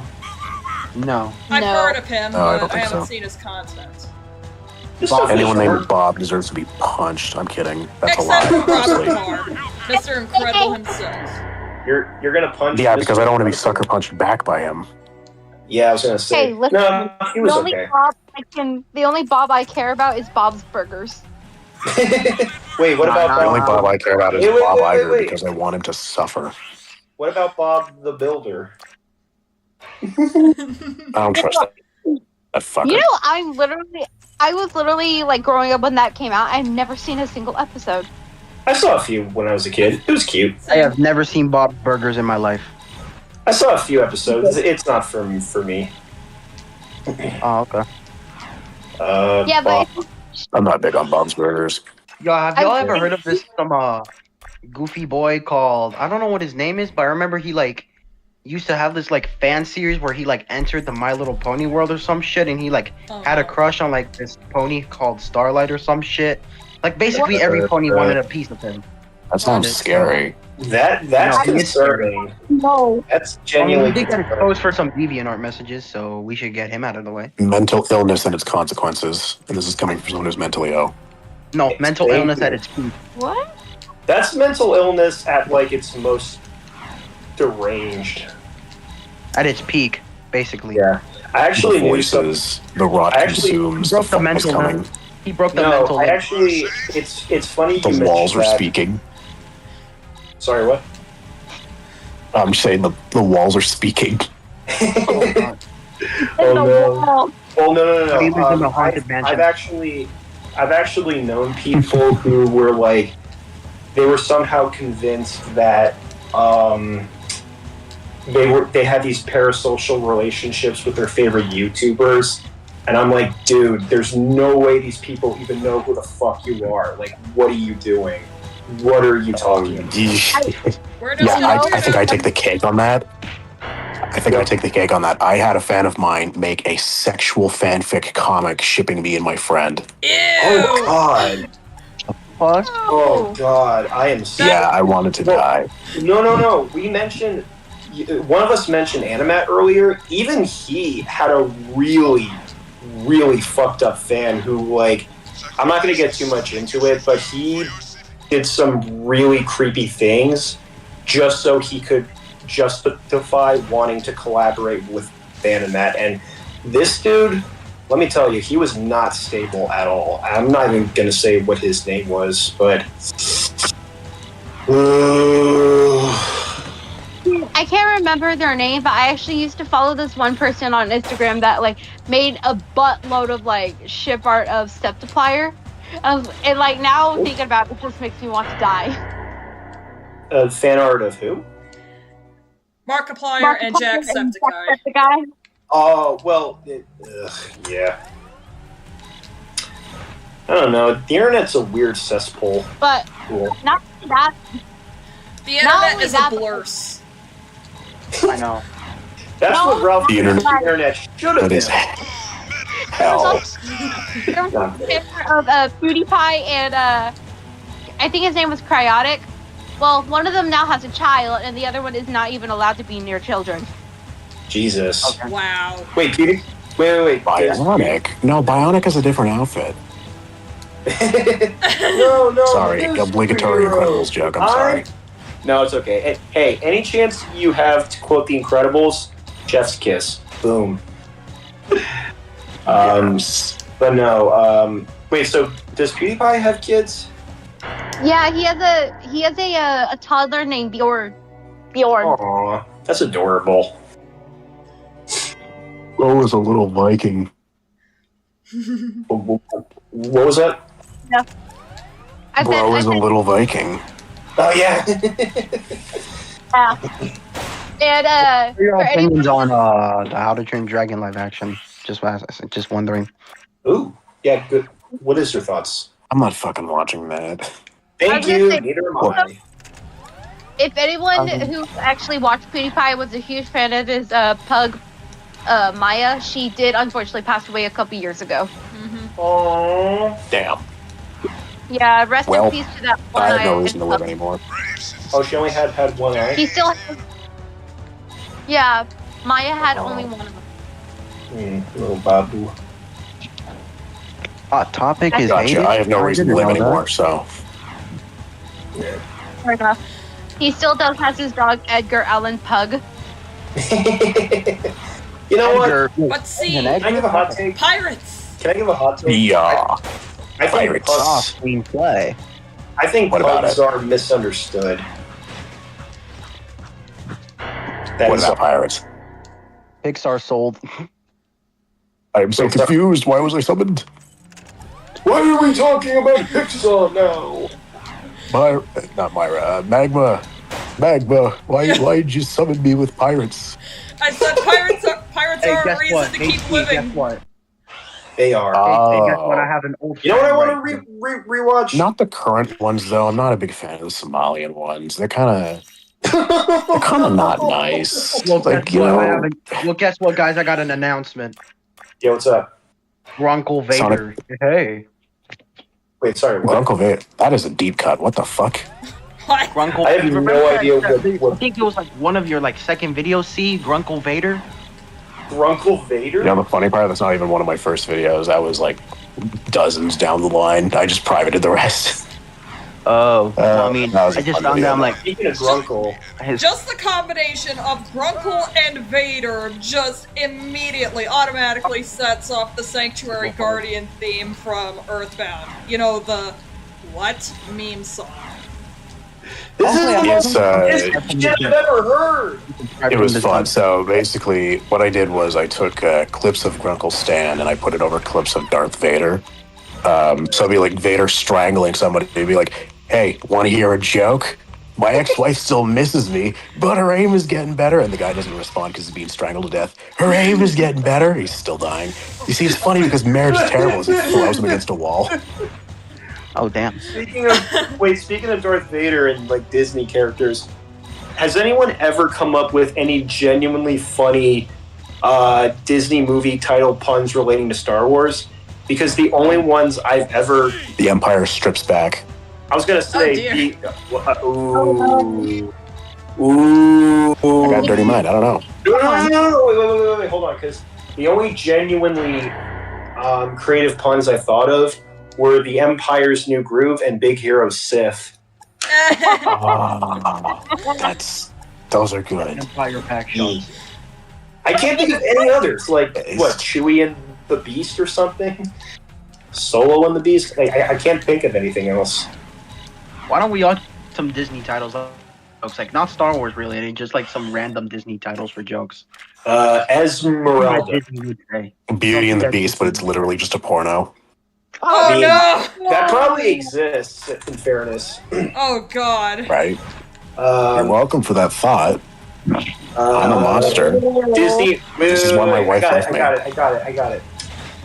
The mouse owns your ass now, Charlie Brown.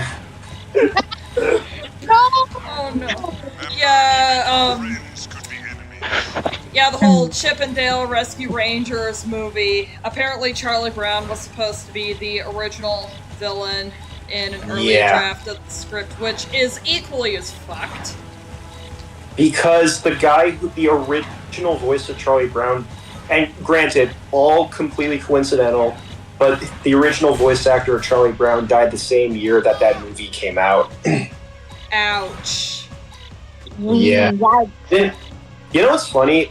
Out of all the voice actors Charlie Brown ever had, Peter Robbins was probably the most authentic because, you know, in real life, it turned out that he was bipolar. So maybe as a child, he suffered with depression or something. Guess what Charlie Brown suffered with, you know? Allegedly, anyway. Depression. Well, another movie title, Lilo and Stitch 3, Stitch buys Twitter. Wait, why that? You know what? Why specifically Twitter? You know what? I will stand behind Stitch buying Twitter. Why not? You do a better job than running Freaking it. makes every Because user we make a love post saying Stitch. He's Hawana an means absolute family every rebel. single day. If not, you'll get banned. Me, like no family. You disagree. Oh, You just black. No matter what, or some shit. I don't know. And then no, he tweets drunk one night saying "Miga nala cuista," and he says, "Try to guess what that means" or something. Oh no! I was like, did he just say the N-word? When I first heard the teaser, I was like, did he just say the N-word? That racist shit. Oh, I mean, I totally fucking racist. You kidding me? It's actually a lot less interesting when you look at what Chris Sanders has said. He said it's like, I love violence, and that's what made the Galactic Council say, like, oh, that's horrible, because, like, they're just so, you know, fucking neutered, where the concept of violence is just so disturbing to them. Right. Well, the funny thing is, like, the actual language translations of Stitch's language, there are actual, like, translations of it somewhere on, like, some Disney wiki. But that it's Tanalog is the language. Yeah, but that specific that specific sentence, like the translation is something foul and naughty or something. So it can be whatever. No, I just said, like, it's nothing. Like, it literally just means I like violence. It's just because the Galactic Federation is so weak. Violence, how naughty! Tagalog is the thing, I think. Goofy. Like, when I was in high school, I liked interpreting it as, "What's up, you motherfuckers?" Maybe he said. That's kind of shit I'd say. Maybe he said, "Look my balls, bitch." Which in fairness, I would say, just imagine this in my deep voice. Just imagine Stitch doing his little, like, he's clearing his throat in his cute little Stitch voice, and then he just says in my voice, "I will skin your infant babies." Oh my god! Oh, I think you should be the new voice of Stitch. Yes. He just says, and then he goes in your voice. I will say I will say the most diabolical things on Twitter. I No, will all log he has into to do- twitter.com and cancel you. All he has to do is go on Twitter and like type in the word penis and then just see what fucking happens. What? Oh my Wow. god, I don't know why that randomly made me think of my friend got banned from the Morbius Discord server. And it was because he was suggesting to make a Morbius sausage out of Jared Leto's flesh. What the hell? What the fuck? What? That's It was the Morbius Discord server, man. It was wild. that is so special needs me, man. I don't know who's Oh, my friend just fucked up. Magma, it's Rowan. All right, It's y'all, we okay. need a Morbius. You know Like, what? everyone knows Rowan is like the nicest dude ever. It's just Yeah. so nice. And then it's like, oh yeah, he just casually suggests cannibalism against Jared Leto. Yeah. You know what? Granted, Jared Leto's kind of a freak himself, Every so. single day, I can Yeah. imagine every single day, Stitch posts video of Lilo beating up that a stupid bully on Twitter. Oh, I got a sticker of that where she's beating up the kid, and then it says, shut the fuck up, colonizer. No. He just posts that deleted scene from the movie where Lilo is telling all the tourists to go back home and like she's saying that the beach sirens are coming or something. That fucking deleted scene. In all Lilo honesty, casually occurs in her all honesty, classmates. though, I do feel bad for the Native Hawaiians having to put up with this bullshit. Yeah. That fucking deleted. At the end of the movie, Elon Musk comes back and beats the shit out of Stitch. Can we just beat the shit out of Elon Musk, please? I'd love that very much. He wants to buy Disney, and that's not happening. I mean, yeah, I'd like that, but let's not talk about politics. Yeah.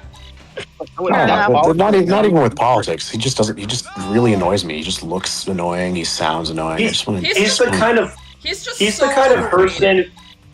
He's the kind of person who looks like he looks like one of those people who was easily bullied in high school, and he clearly hates bullying, but he decides to inflict it on others as an act of like petty revenge.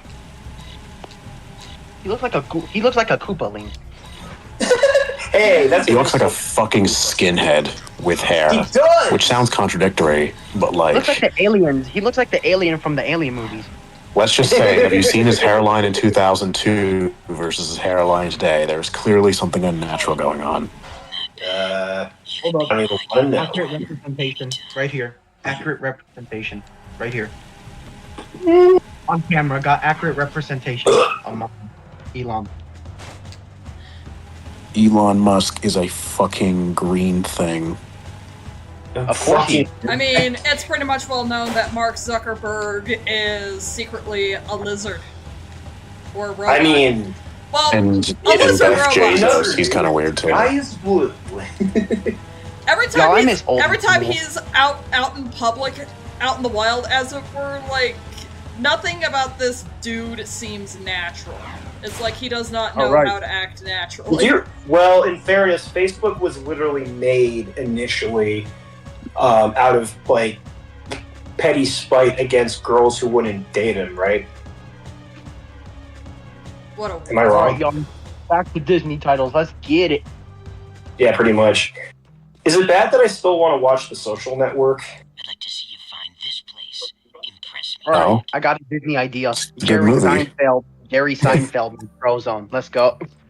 Jerry Seinfeld is Frozone? I have an Jerry idea. Instead of Seinfeld meets wish, Frozone. Meets instead Frozone. we get bitch. Oh. Frozone, what's the deal with your super suit? You say you can't find it, but it's in the laundromat. I don't know. You blind boy. Wish, more like bitch. Oh. Get out of here. Wait. Raya and the Last Dragon, more like Raya and the first draft. More like To the Aquafina the movie. That's basically it. Aquafina the movie. Yeah. It's a shame. Aquafina. We're all My Little Aquafina. Pony Whole looking world is motherfucker. Aquafina. Your bathtub is an Aquafina. Your pillow's an Aquafina. Everything is an Aquafina. You are Aquafina. You know what's funny? I liked Illumination's migration, but even she was the worst part of that movie. Can Can we Hey, just back up. stop I getting like mad? Shang-Chi and the Legend of the Ten Rings, and it's stupid, but I was gonna like say, it. can we just stop having Aquafina voice stuff? Yeah, they take a Can we break. just stop Take a having break. celebrities voicing stuff?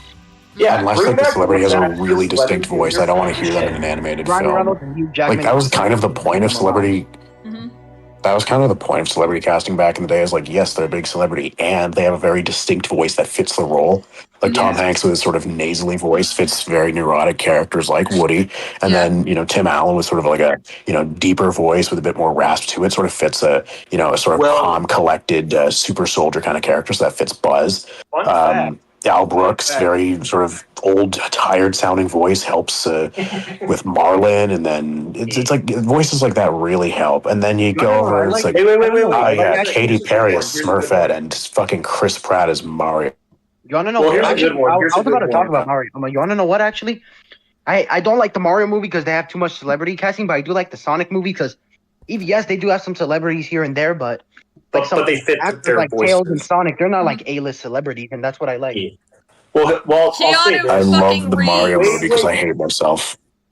Here's something I'll say right now. One of the very first celebrity casting in any animated movie, believe it or not, was when they cast Cliff Edwards to voice Jiminy Cricket. He was a celebrity at the time, but his voice just fit Jiminy Cricket so well,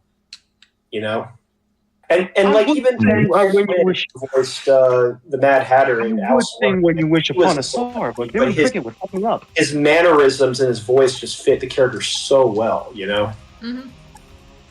Yep. Must have So well that when they made King Candy, they tried to basically recreate that, and it was great. Yeah. I mean, Alan Tudyk did a really good job, in fairness, but you can't. Alan Tudyk does a great job everywhere. He's he's a the great best actor. part of Rogue One because Robot. I'll only allow celebrity casting if it fits the character. That's it. Really. I am just taking depends these on how you do it. prisoners. Wait. Okay, I will die on this hill.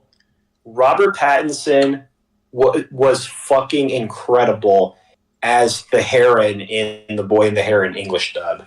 I didn't even know that was him. Genuinely. Bro is Batman? Yeah. Did you know that Tom Holland? Wow. Did you know that Tom Holland went to like a Studio Ghibli movie? Tom Holland was like in The Secret of Variety. He was in that movie. Oh, well, the British dub of it, though. Yeah, but he was in it, so I mean, that's still We good. don't like the British. They're British. Get the hell out of here. I mean, wait. There's no belly Brian, dogs. Make stop my me. yellow people hurting from your insults. It's I will okay. teleport you to the core of this planet. And I will get Curious George to jump you. I'll bend the chip Good in your luck. house right now. Pull What up, is gang. going on? All right, then I'm going to turn into Optimus Prime and say, "Stand the fuck down, monkey. Remember, I will not Guess what? stand the second time." What? I'm turning into Optimus. I'm turning into Optimus Prime. Out transgenders more than meets the eye. I'm going to turn into a truck. What is going on? Bumblebee, these edibles ain't shit, Okay, man. seriously, What are you why- trying to do? And then he takes Seriously, them why and he's the like, fuck- Bumblebee, I'm fucking tweaking. Seriously, why the fuck do any of y'all ever question me whenever I bring up the fact that y'all are severely autistic? Shut the hell. I don't question you because I know the truth. There you I'm go. not autistic. I'm not even kidding. I've been I am diagnosed with too. that. I am too, and I love it. You know who's Can I- autistic? Other autism people that blame their autism for stuff that they do that are very naughty. Can I Yeah, I say- blame my autism for that time I ran over 4 children. Oh no! I blame my autism for that time that I blew up a whole apartment with a firework. I blame my Space, autism on the fact Space, that I space. found 4chan. I blame my autism. Elizabeth I blame Swan. autism after Why I would kidnapped I some kick a children and baby? made a Lord Chen army. Barbosa. I could kick a baby. Barbosa's monkey. I cannot come to work today because I have to kick a baby. I blame Actually, my earlier- I blame Oh, my another autism monkey is for an that. actual sadist. Earlier today, I actually Little did run children and over. making a Lord Chen army out of them. Earlier today, Also, I people actually give. Earlier today, I actually did run over a baby with my car. Oh, cool. And Oh, I love how people say, They don't even have Disney. a car. That's not even remotely fucking true.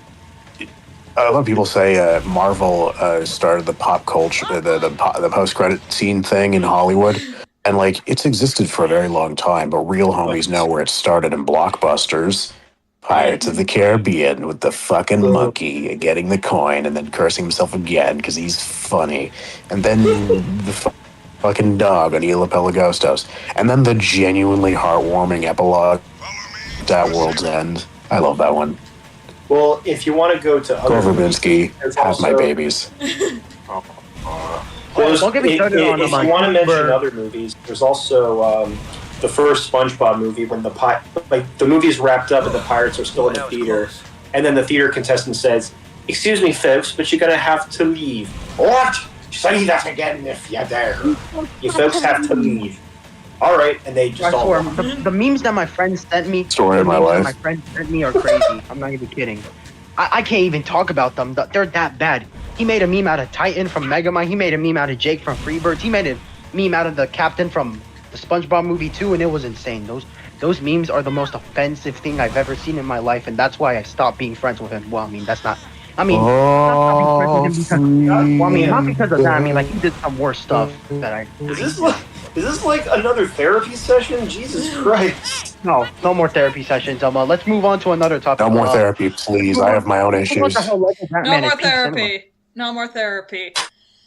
Let's move on to. Yes, I'm not a also- therapist. I have my own issues. I'm a guy who just goes to Okay, the shut up about it. Let's man. talk about Lego I'm Batman. just Okay, one person at a time. I'm just a please. dude that casually wishes he could live in the golden age of piracy and ransack and overthrow governments. Right. I love And then because, I own this server, eventually everything's gonna have to come back down to me. There is a 13-year-old in this chat, so everybody, mind your P's and Q's. Okay.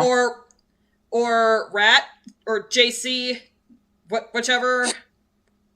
What happened? What did I do? I'm just God saying, damn it. everyone's gotta mind their P's and Q's, but if you'd rather hop out, that's fine too. What the hell is okay. even going on? Yeah, just I'm so some confused, what? just some kind of decorum because, mind yourself around the kids. Yeah. I face against worse. Alright, I won't threaten violence against the government Not, Okay, that's not yet. different. again. I do that all the time. That's nothing new for me. I I call remember Donald the Trump last Me time. when I casually Wait, choose to. Last week, I threatened violence against the government, and they gave me a pat on the back and a free beer. America, let's go, baby. I'm not gonna say it. I that was like rife for a joke. That's very contemporary, but I have to avoid that one. I really have to avoid that one. Was it racist? I just brought you my trash. No, that would be like Aw, wait, overtly what? political. So I'm just like, nah, I'm not doing Yeah, that. Fair enough. Aw, let's be careful. Let's be careful, son. Yeah. Let's be careful. Donald Trump could Did be you just watching call me this. son? Dude! Rick, you better be careful with that one. I was shit, gonna we're say, good. C is probably old enough to be your father. Wait, my father? Yeah. Nah. I mean, game is game. If he wants to be my father, then do it. Dad? I'm gonna kill myself now. I found you. What have I done? Let's give us our You stuff. doomed me! Fast forward walking. Get some father and son bonding. Let's play some catch. He throws. Hi, he I'm just a black fucking. dad. So He just throws the fucking baseball into your head, and you have a concussion. look, if you expect child support, no. I paid child support for Hey. goddamn plushies. Don't blame me. Listen, Honestly, I have my that own one son. moment in Toy Story 2 where that other Buzz Lightyear and Vader are playing catch. That's actually kind of cute. Oh, I love that scene. I haven't seen Toy Story 2 in a hot minute. I should rewatch it. It's so fucking good. Yeah, back when Pixar was brand spanking new. Fucking Christ, dude. Pixar, out of all studios in Hollywood, I think the one with the most heartbreaking fall off was Pixar. Yeah. What time I swear, they period? went from Toy Story 3 to Cars 2. I swear, I can't take them seriously. Yeah, it's like that jump was like, oh my god, Yeah. you guys aggressively fell off. No. They still made some really good films afterward. The problem really is that They made some, but that doesn't make it on the whole all right. Like, there's a clear decline in average quality. Monster yeah. University was really good. Well, if anything, Monster it proved University that is as good as the original, but like, Well, it on proved the that. whole. No, I think it proved that the studio wasn't fallible. I don't think any studio should ever be held up to like a pinnacle, no matter how great their stuff is. You know. They really fell off though at like Incredibles 2 age. Like really fell off in my opinion. Yeah, I remember yeah. when Incredibles Yeah, 2 was it's terrible. announced and everyone was screaming, I don't I did entirely. my waiting 12 years of it, and then it turned out to be one of the most mid at best sequels. No. I that is don't generous. I wouldn't call entirely it mid at agree, best. but I more or less agree. I just wouldn't really feel comfortable pinpointing a specific time period on a studio's downfall versus something else. I will. So Jack chose the family Pixar and really heartbeat. fell off aggressively in the 2010s. There were They some did. films that were great. Monsters University is a prime example of that. Coco is especially a prime example of that. That's one of their best movies. Finding Dory in my opinion. You know what's Finding weird? Dory is awful. You know That's what's getting weird? a video soon. Like, I rewatched Oh. that. It is really bad. Oh dear. You know what's really weird? I wrote this in a personal vent email, but a lot of people are convinced that the studio's method of improving has to be bringing John Lasseter back, Nope. which is ironic because he was responsible for the studio's downfall. Not entirely, but largely. Don't bring him back. He made Cars. That's enough for me to hate him. Bring him back. Well, and a lot of the creative decisions he made later on were just questionable at best. Fun fact, with the movie Luca, because that started production when he was still at Pixar, during the climactic bicycle chase scene, or race scene, he thought it would be a good idea to include a kaiju. A fucking kaiju. I'm like, This is what? a Checks out. Godzilla movie. What are you talking about?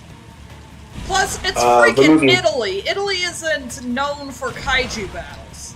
Yeah, like, John, what the fuck? Hold on. Let me get this straight. He wanted to add Godzilla and King Kong into the movie, and then later. No. A giant SpongeBob squid to the movie to monster. hit the Goofy Goober on those two. Pretty much.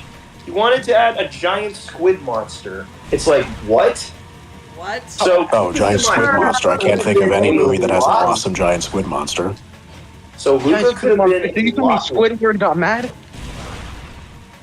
Yeah. Squilliam, bro, it's Squilliam. I believe the calamari is a bit undercooked. You know what's funny? What was it? Good Dinosaur? I love the Kraken. Well, no. With the Good Dinosaur, fun fact: a friend of mine who saw it in theaters when it came out, she saw it with like, I guess, a full house. Not a single reaction the entire movie, except for one bit where, like, I think it was like one of the cowboy dinosaurs talking about a time when he like killed a character and his blood's like spilled out of his brain or something. That moment caused a little kid to just bawl and cry. It's like, Weak little fuck. That is Get the hell bad. outta here. That is really bad. At my age, I was watching Jumanji. Reminds The only me, person that Yeah, I cared was that too. reminds me of the initial screening for that one episode of Invader Zim, Dark Harvest, where one kid actually ran out of the screening room crying, and the rest of them were just trying to play tough. Like, yeah, it wasn't that bad. Meanwhile, internally screaming. We're just like,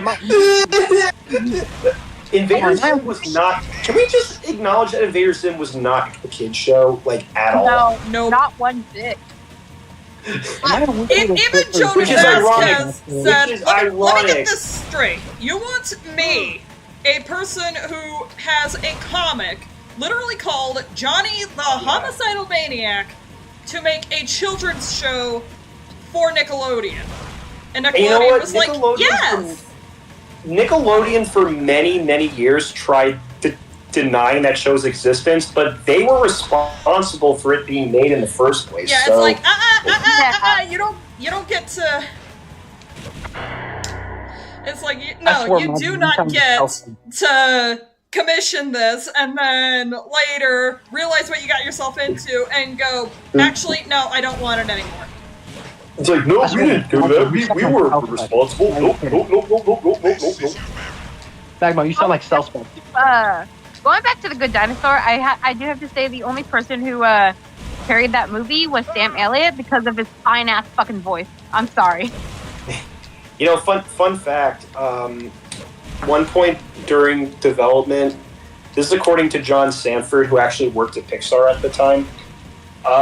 Apparently, when that film was in development hell, because even when the film had been delayed, like nobody could figure that movie out. That like everyone was struggling on that movie, and it was to the point where they had an entire like story session to the point where they brought people who were working on other movies just to come in and fucking save it.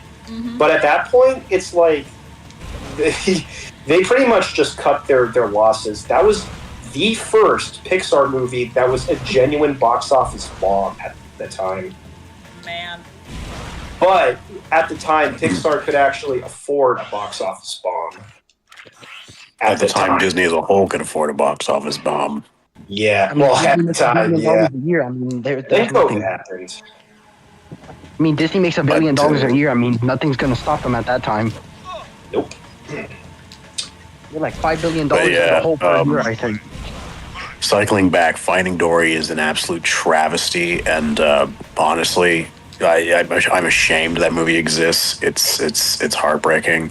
They did everything they could to somehow ruin Marlin, which is just like, wow. I will hurt you. Really? Like, I will actually hurt you for doing that. They made him such a fucking narcissist in that movie. Like, Really? so full of himself and so... Yeah, that's he's not not Marlin. Marlin. Who is this imposter? Right. And he's such a dick to Dory, too. And it's like, yes, he was annoyed with Dory in the first movie because he was so desperate to find his son. But that was out of desperation. He's not an actual bad person. In Finding Dory, he says to Dory, go wait over there and forget. It's what you do best anyways. And then she's heartbroken, leaves, and then because she's got a fucking disability, she forgets where she is and is put in immediate danger because of Marlin. Wow, nice going, Marlin. Wait, never mind. I was about to say they were about to die. I mean, Nemo was about to die from a thing, but I mean, like, at the same time, making fun of the disability Doesn't change anything. Nemo shouldn't even be there. That was Marlin's fuck up. Yeah. You know, funny enough, back when the movie came out, someone told, well, not me, but like I was in a acting camp at the time or something, and someone said that was the only sequel they liked. That's all I'm Wow. That is I don't like that person on a personal level. That was 8 years ago. I don't care. They will be sent to the depths of hell. Sent straight to Davy Jones' locker. To Davy Jones' Straight down to see old Hub. Do you know what's funny about Finding Dory though? What? That the Swedish version of the end, instead of saying the end, it just says slut. Yeah. Slut. It says what? It says what? In the Swedish version, instead of saying the end at the end of Finding Dory, it says slut. Yep. Whoa. But yeah, The Swedish that was language just is so out of weird. character for Marlin, and honestly, the whole movie is predicated on assassinating the hell out of Marlin's character and flanderizing Dory a bit too. Like, the whole thing with Dory was like, yes, she forgets a lot of things, but she also can remember some things, and they really get wishy-washy with how she's able to remember some specific things. They all just randomly come back to her, and it's just this really weird thing where, like, Dory will encounter something, some small thing, and then it causes an immediate flashback. Right, and it's a flashback to literally the exact same event over and over again, but like just some slightly different thing in it. Here's my question. But Why was if I were to make that movie, I would have literally just done all the backstory stuff, shown everything that happened to her right at the beginning, and then through the movie there'd be these small things. So then you, the audience, would have to piece together. Oh, she's remembering this thing, but she doesn't know she remembers it, and now I'll be able to hammer home the idea so much better than showing it over a flashback. Funny you mentioned that, that was actually like how they executed it in her flashbacks in Finding Dory. That's actually how the cold opening of the movie was initially supposed to be presented that way, but Andrew Stanton, the director of the film, thought that would be a little too confusing, so they Andrew, no. I'm talking about Andrew, you dumbass! Andrew. Hey, leave him be. Look, I mean, I have a lot less respect for him after Obi-Wan Kenobi episode 5 and 6, but still, come on, Andrew, come on. Well, that was the first movie. He thought it would like I don't know. I think the cold opening works great on its own. But that's actually one of my favorite cold openings in any movie, to be honest.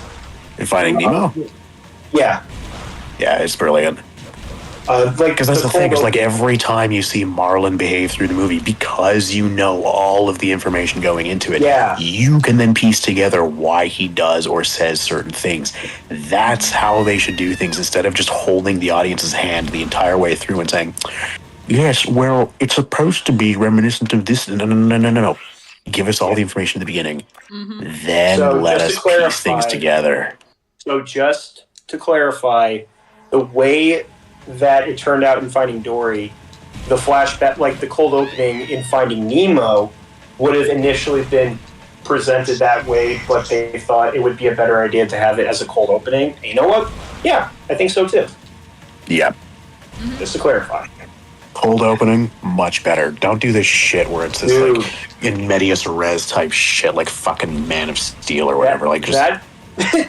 Yeah, very give me all the information. Yeah, very few stories can get away with an in medias res beginning, so don't even try it. Just give me all the information at the very beginning of the story, like Curse of the Black Pearl, for example. Mm-hmm. Give me all the information right away, or Indiana Jones: The Last Crusade, and then from there, there's no issues, because the audience should be smart enough to understand, oh, that's why this character is doing or saying this thing. That makes sense, because I remember the opening of this movie, because I don't have literal short-term memory loss. Hold on a second. Did Andrew Stanton confuse Dory with his audience? Oh, I don't know. I was just saying, I still remember that Barracuda for the cold opening. That shit is like ingrained in my fucking brain. Mm-hmm. Oh, it's terrifying, and it's funny when you really look at how big Barracudas are in real life, and you're just like, oh, it's not too bad. Yeah, they got lucky, but like, I mean, that Barracuda probably ate other fish. Compared to a clownfish, I'm pretty sure that would have been fucking terrifying. Well, that's the thing. That movie plays with scale masterfully, but also, in one instance, it's hilarious. Compare the size of Marlin to Bruce, and then you realize Bruce is actually not that big. No, but obviously you can only go so big with being able to show cameras show characters in frame and stuff together, so you can't make them too big. But nonetheless, it's still kind of funny to think. But the movie plays with scale brilliantly. And here's the thing: I have charted out the actual route that Marlin and Dory took to get to Sydney. Oh, I am not even joking. I have done that. This was all in prep for the Finding Dory video, which will happen someday. I don't know when. I'm fucking lazy.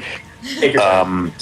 It's okay. But take your time. that route is really fascinating. Basically, it starts off in the sort of northeastern region of Australia. Mm-hmm. Like, it's like way off the coast. It's far off into the Coral Sea.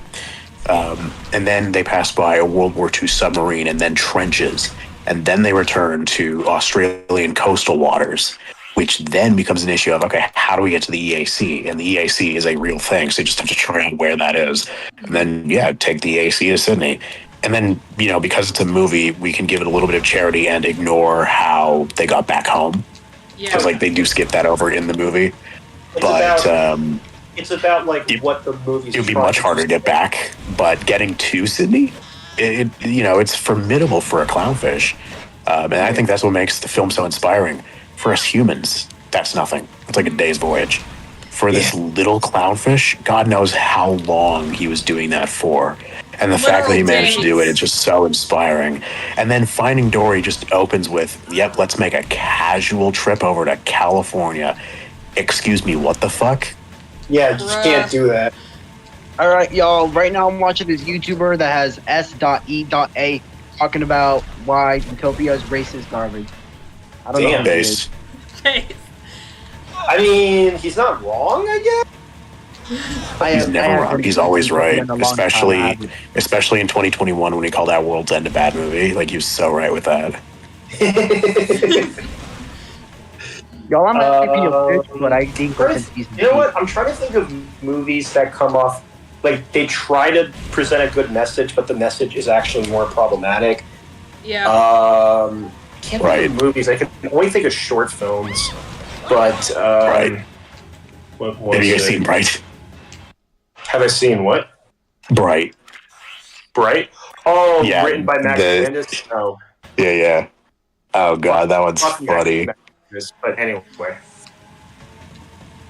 Yo, no, I haven't seen Bright. I'm trying to think of my first video because I'm trying to get into movie reviews like you guys, but I don't know what the fuck to do. Start off with Letterboxd. That's what I do because I don't have time to make like actual videos. I mean, like a suggested also, for a Letterboxd can just be a form of shit posting. It can be, but like I don't know. It can be fun sometimes. Just I just thought of another movie or thing that has a broken message that could really sway audiences in a really messed up direction. WandaVision. The show? Yeah. My friend really liked it back in the day. I've never seen it. I loved it when it released, and then like a day later after the finale, I just sat there and thought, that was fucking shit. That entire show is just terrible. It's like actively horrible and destroys Wanda Maximoff as a character in the MCU. And also too weirdly justifies her holding people hostage because she was feeling a little bit sad. Which is just demented. And the fact that Multiverse of Madness doubled down on that was just wow. Well, yeah, I heard that movie was ass. Even my friend, so terrible. Even my friend who liked WandaVision did not like that movie. Oh, and here's another one. Wonder Woman 84. Because Wonder Woman, feminist icon, committed the big one, the big R word that I cannot say. Oh, dear. Really? Yeah. So basically there's this wishing stone. And at one point she inadvertently wishes for her boyfriend from World War I to come back to life. You mean World War II? No, World War I. The first movie takes place in World War I. Oh, okay. And it takes place in the 80s, so it's been decades since he died. She, what was it? She she wishes for her boyfriend inadvertently to come back to life. And in doing so, the wishing stone took some random person and turned them into her boyfriend and manipulated that person's mind into being so in love with her. And there is a scene where they do the hokey pokey. And then afterwards he's freed once Wonder Woman, he does this thing to get everyone to revoke their wishes. Or rescind their wishes, sorry. And then you see the guy who, the body of which she kind of took, and he just kind of like walks away and he's like super chill about it. But it's like, no, she did that without his Here's my question. Why does it have to be a person, just a random person? Why can't she like conjure up what the fuck was his name? Steve Trevor. Him, yeah. Well, Chris Pine's character. Why couldn't she just conjure him up from like literally anything besides flesh and blood, like a stone or something? That's a good question. I think you should ask Patty Jenkins. I think she's just into some really weird stuff. Yeah. Well, this is from the same director as Monster, so yeah. I am a monster. well, It's like the Vision well, no, meme. Maybe I am a monster. No. I do have an answer to a botched moral, but this is more of a short film. There's this really, really old cartoon from MGM called Poor Little Me. The basic moral, the cartoon is about a little skunk child who nobody likes because he's a skunk and he stinks and no one wants to be around him. Until he befriends this little bunny rabbit who can't smell him because she has a cold. And, you know, they hang out and stuff, but then they get, like, chased by a stupid bobcat. But the moral of the story, because even though, like, while he tries to escape, like, he and the rabbit try to escape, the rabbit's mother kicks the skunk out of her fucking house when he's being chased by a bobcat. What the fuck? And then the bobcat, like, runs away when the skunk gets defended by his family. But the moral of that cartoon is, and the message in itself isn't that bad, I guess, but the message is basically, oh, you don't have to make friends as long as your family loves you only. Like, fuck you. That's horrible. That is horrifying. Yeah, and if anything, here's my thing. Can we tell one story about a skunk where them being stinky is not, like... Skunks are not inherently stinky. They use their spray for defense. Can we please tell one fucking story about a skunk where them Bro is passionate about skunks. Seriously, it's not even that. It's the same repeated story trope again and again. I'm sick of it. Tell a story about skunks that doesn't have to do with the spray. Ugh. At least, I'm gonna at least explicitly in tell a story about a skunk who smells great. At least in Sorry, Animal what? Crossing, there's a vendor, I guess, you know, kind of like a shop owner named Kix. He's just a cute little skunk. He sells socks and shoes and handbags. No. I love that in the no world of mention of Monsters him being Inc. stinky They have. at all. Thank I love you. that in the world of Monsters Inc. They have odorant, because like Yeah. they literally yeah. for real. Me and the boys casually making ourselves smell horrible. The boys. Man, I can't wait to watch Wish. Oh no. I actually cannot wait to watch that awful movie. Well, Because I kind of want to eviscerate it. I Well, cannot wait to go clear ahead. my eyes now after watching it. can I join you? Yeah. If you want, I mean, I'm not your fucking mother, but yeah, I want to I blast want that to hear movie. you. I want to hear you obliterate it. That's all I'm gonna say. yeah. All of us It's- make a it's gonna 2-hour be video on beautiful. why the movie's ass. And if it makes you feel better to see one of my closest friends from my town, we saw that movie in theaters. She despised it. I want to descend from the fucking heavens in a thunderstorm over the Walt Disney Studios, lightning coming from my eyes, descending down, showing them they will not face any mercy. Here's the I thing. have no mercy to spare. Even some former Disney animators were critical of that movie. That just tells you something, you know?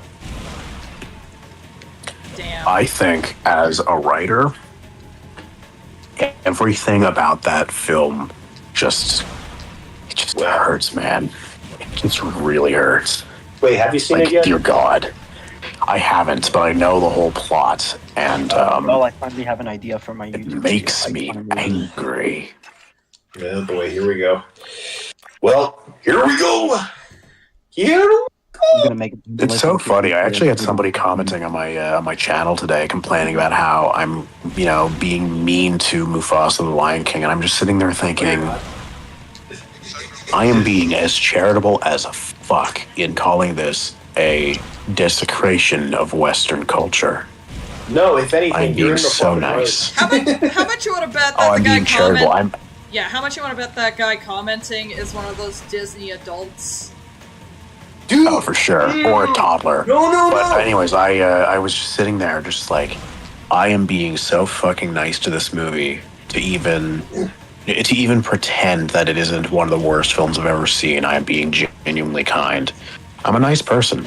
And I every time I look at a film, like literally every single time, and if you were in this watch party, you would have even heard me saying it. I was genuinely trying to find excuses for the movie because I'm just that nice. But when I give a rating for a movie, it's usually just a ballpark estimate of a general range of a score I would give. Because I mean, you can't objectively give numerical scores. That doesn't make any sense. There's literally no way to measure it, and as such, you cannot actually give a concrete number score.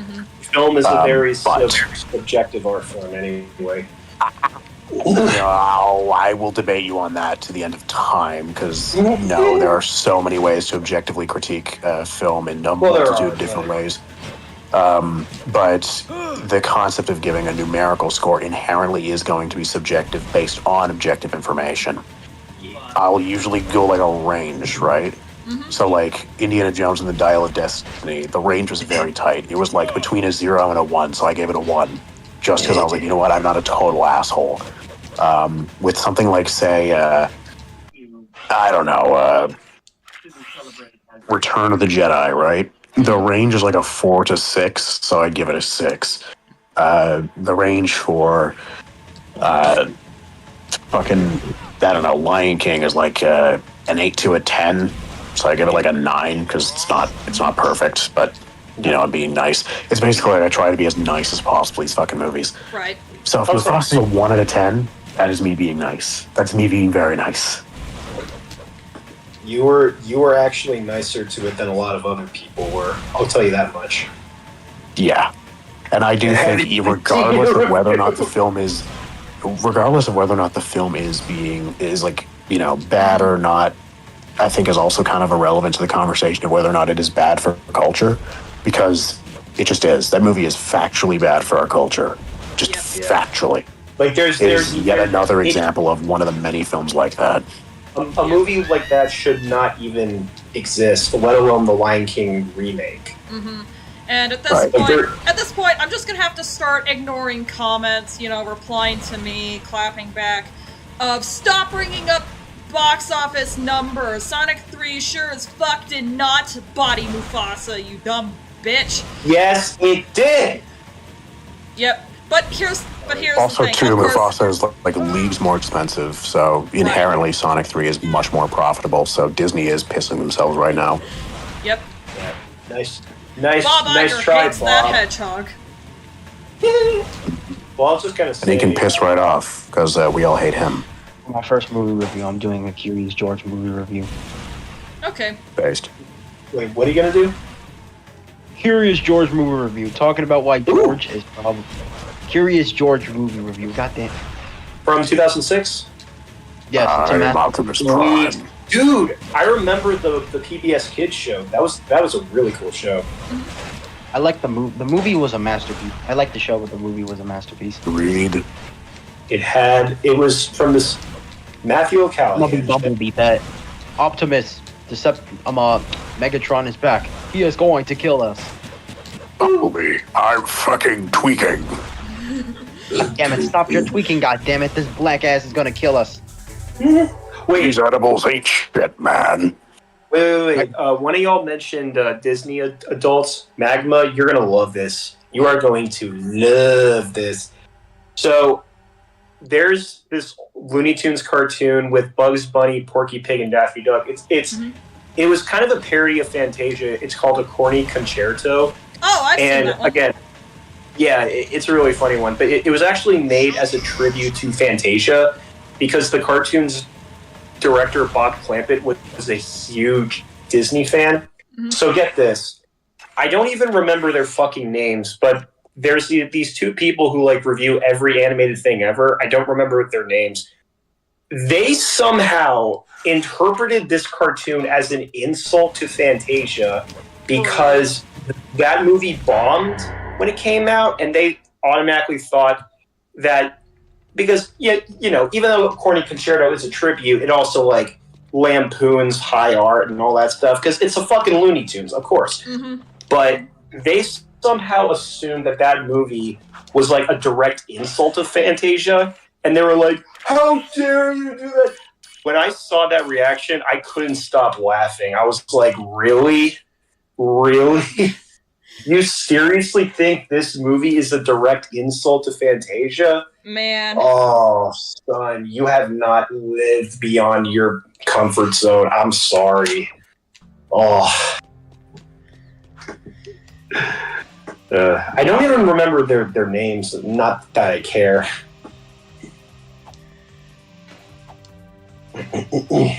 Disney adults. I hate Disney adults. What's that? Disgust me. Disney adults disgust me. Yeah, they're called Animat. Oh! Oh, yeah! Burn. Tony Goldmark. Well, Tony Goldmark, yeah. That just makes me That guy's sad, a honestly. bitch. Like, it's one thing if you're passionate about a movie that a lot of people hate. It's another thing when you're being contradictory and it's like, I'm gonna block people who say anything bad about this movie. Like, okay, well, I don't want to be Also, around you just then. have some convictions. Like, if people are calling the movie bad, you should have the ability to counter their arguments on the same level they're discussing things. If I'm going to explain why The Last Jedi is bad because it's an inconsistent, incoherent mess with illogical characters in a story that does not understand its own premise, then you should be able to make an argument using the same type of argumentation in the opposite direction without having to resort to anything like, oh, the themes and how I felt and blah, blah, blah. Like, no. If you genuinely think it is a film worth defending to this degree, defend it. Or you can shut the fuck up because you're a pussy. I cannot stand it when people like that get so passionate, but they offer nothing to like the argument. They're just like, shut up, or I'm gonna block you. It's like, all right, fucking block me then. Do it. I don't care. All right. I have a comment on my Mufasa video that I posted. This guy I had like civil disagreement with this one guy. He was saying it's not as bad as they say. At least there's some positive aspects. Blah blah blah. And I just said, nah, maybe I want to spoon my eyeballs out. And then I hearted his reply. He said, I respect your opinion, but I'll stick to mine. Good day. And I hearted that because whatever, he's being chill. And then somebody replied to this guy saying, your support makes me feel calmer about the situation. And that's the guy who's been really trying to defend the movie in my comment section. And my response to that was just seek help. Wow. Damn. Seek help This is something person that I is definitely want to tell Alex the critic. Ooh. I don't know what his problem is, other than he rides a bus so short it's a glorified minivan. I think he's just not happy. Someone like that is clearly just not happy. If somebody goes onto a video and feels the need to say that their support makes them feel calmer about the situation, as if, like, yeah, I don't know, I fucking kicked their wife in the chest.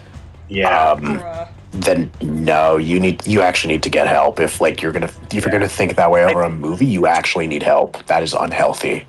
Yeah. Do y'all remember those comments? I don't know if these are common anymore, but do y'all remember those comments on any review of people like slamming a movie when they'd say, my brother loved this movie and now he's dead and you should feel ashamed of yourself? Like, dude, I'm sorry. Don't bring your personal problems to me. I don't even know who your brother is. The second that you bring the dead into a conversation, good luck being either taken seriously or I don't even fucking know. Just what the actual fuck? No, it's the ultimate guilt trip of fuck you for trying to make this conversation about something entirely different. You're a piece of shit. You're a piece of shit for invoking the dead over a movie. You're an asshole. You disrespect the people that you love.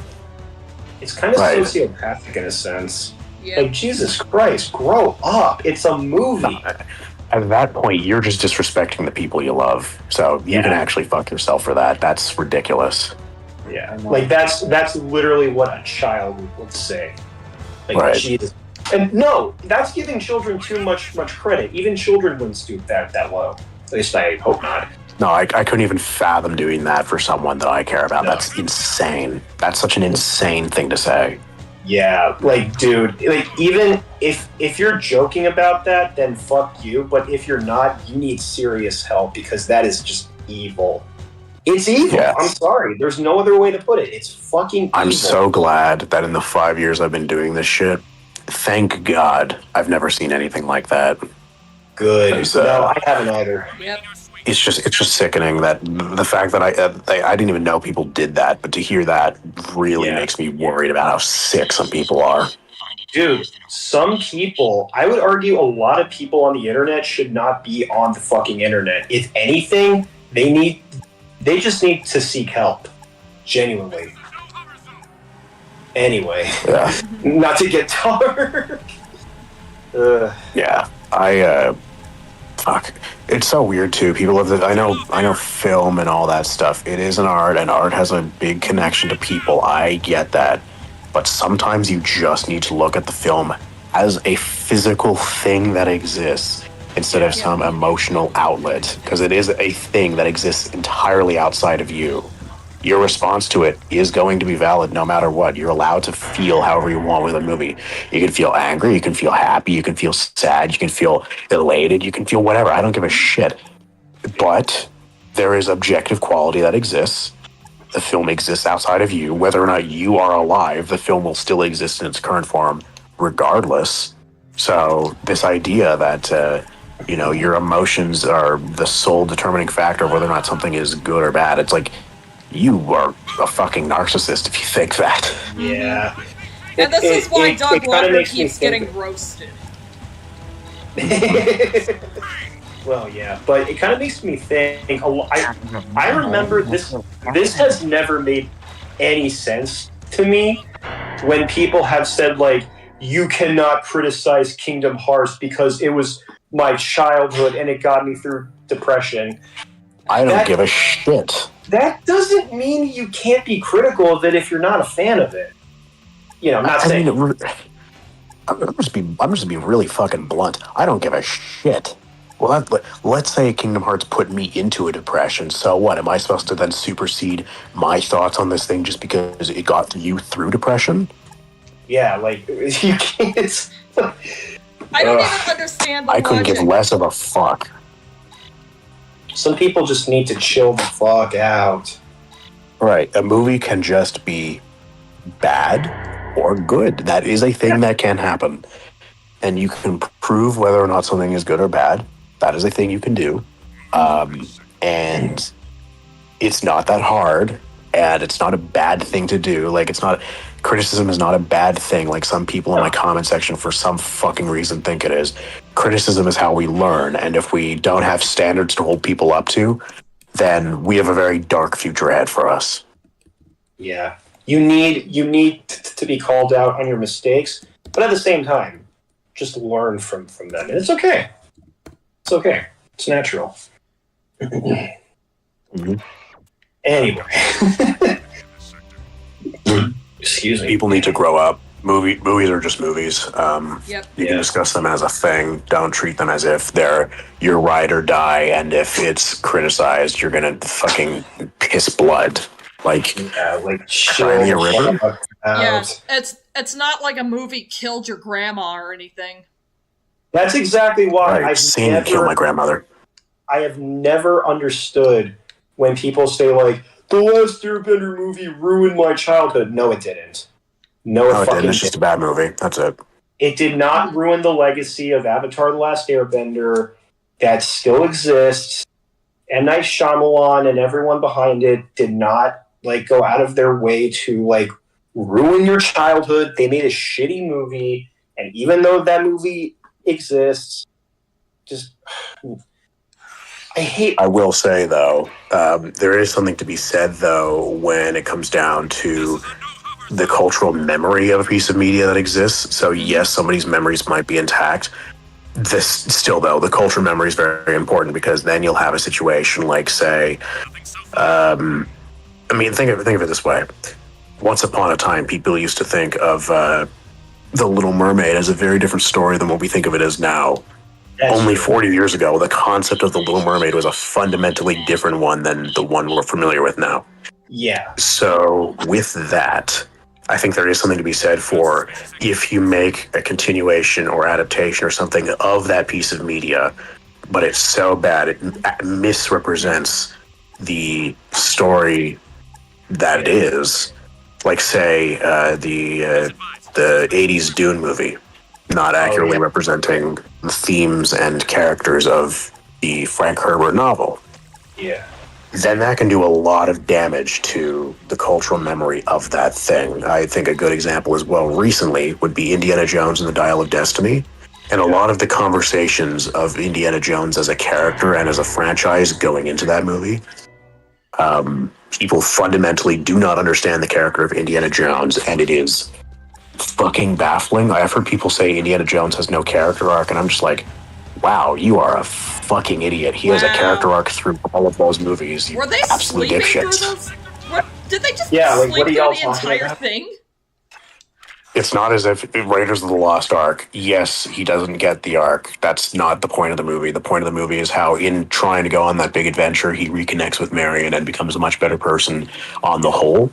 Last Crusade, the film that takes place afterwards, is supposed to be the film about how Indy is able to completely reconcile with his past and find a new peace with the people that, you know, treated him poorly.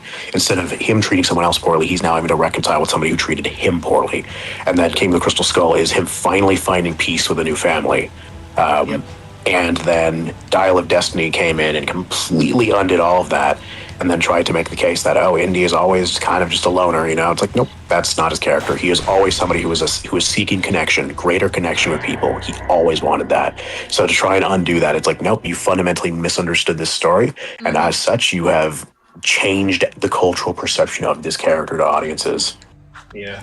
Something I've never understood about that movie, like, I haven't seen it, but I do know that, like, he and Marion got married at the end of Crystal Skull.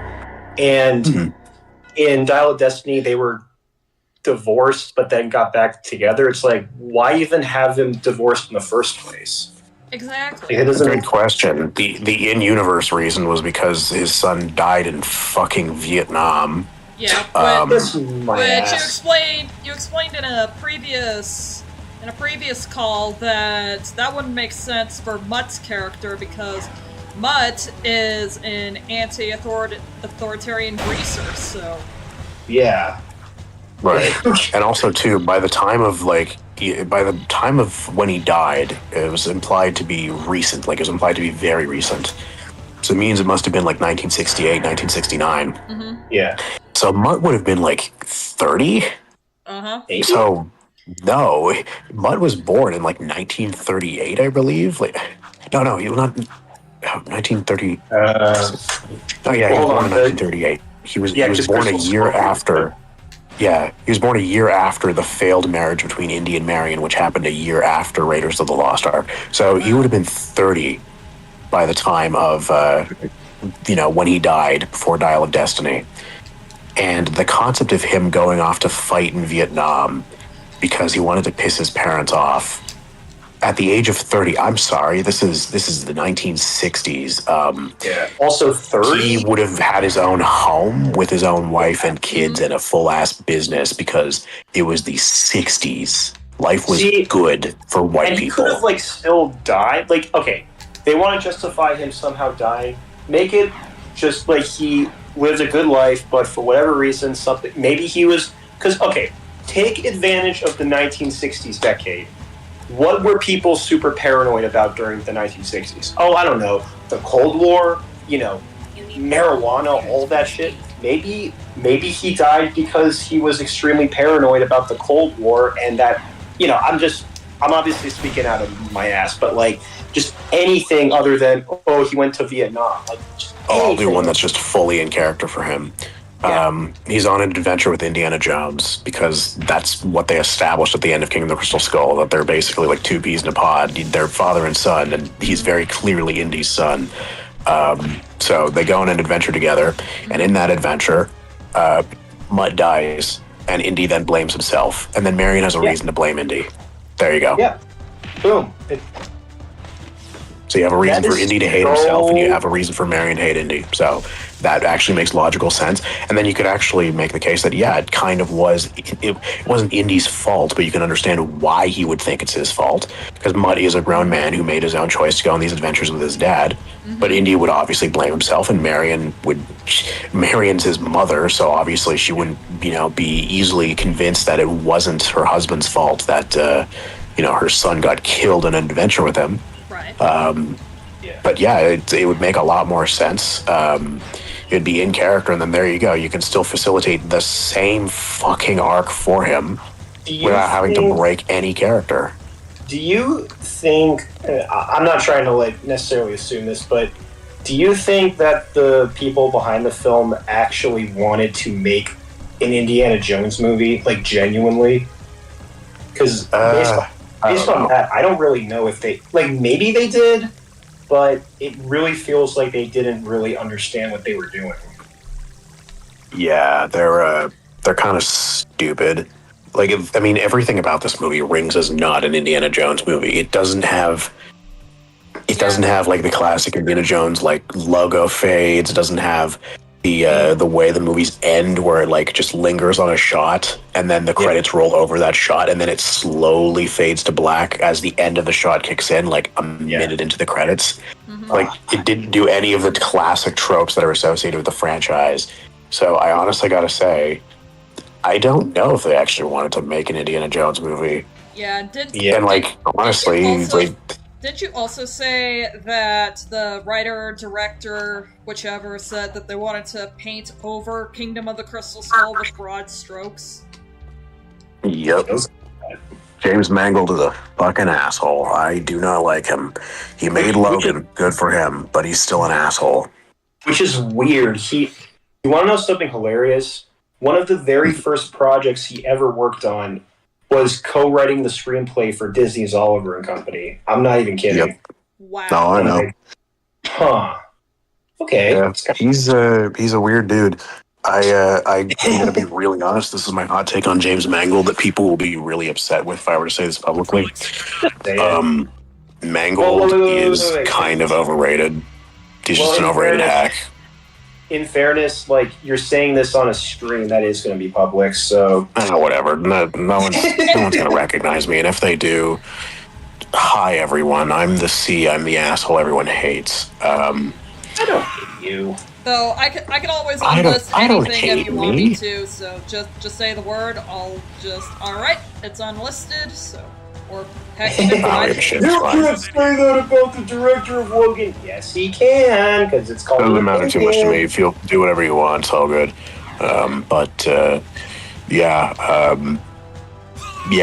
Mangold's kind of a fucking imbecile. He is someone who, in terms of as a director, in terms of visual style, in terms of editing, he is not really anything special. I've seen a million directors with this visual style. It's nothing special at all.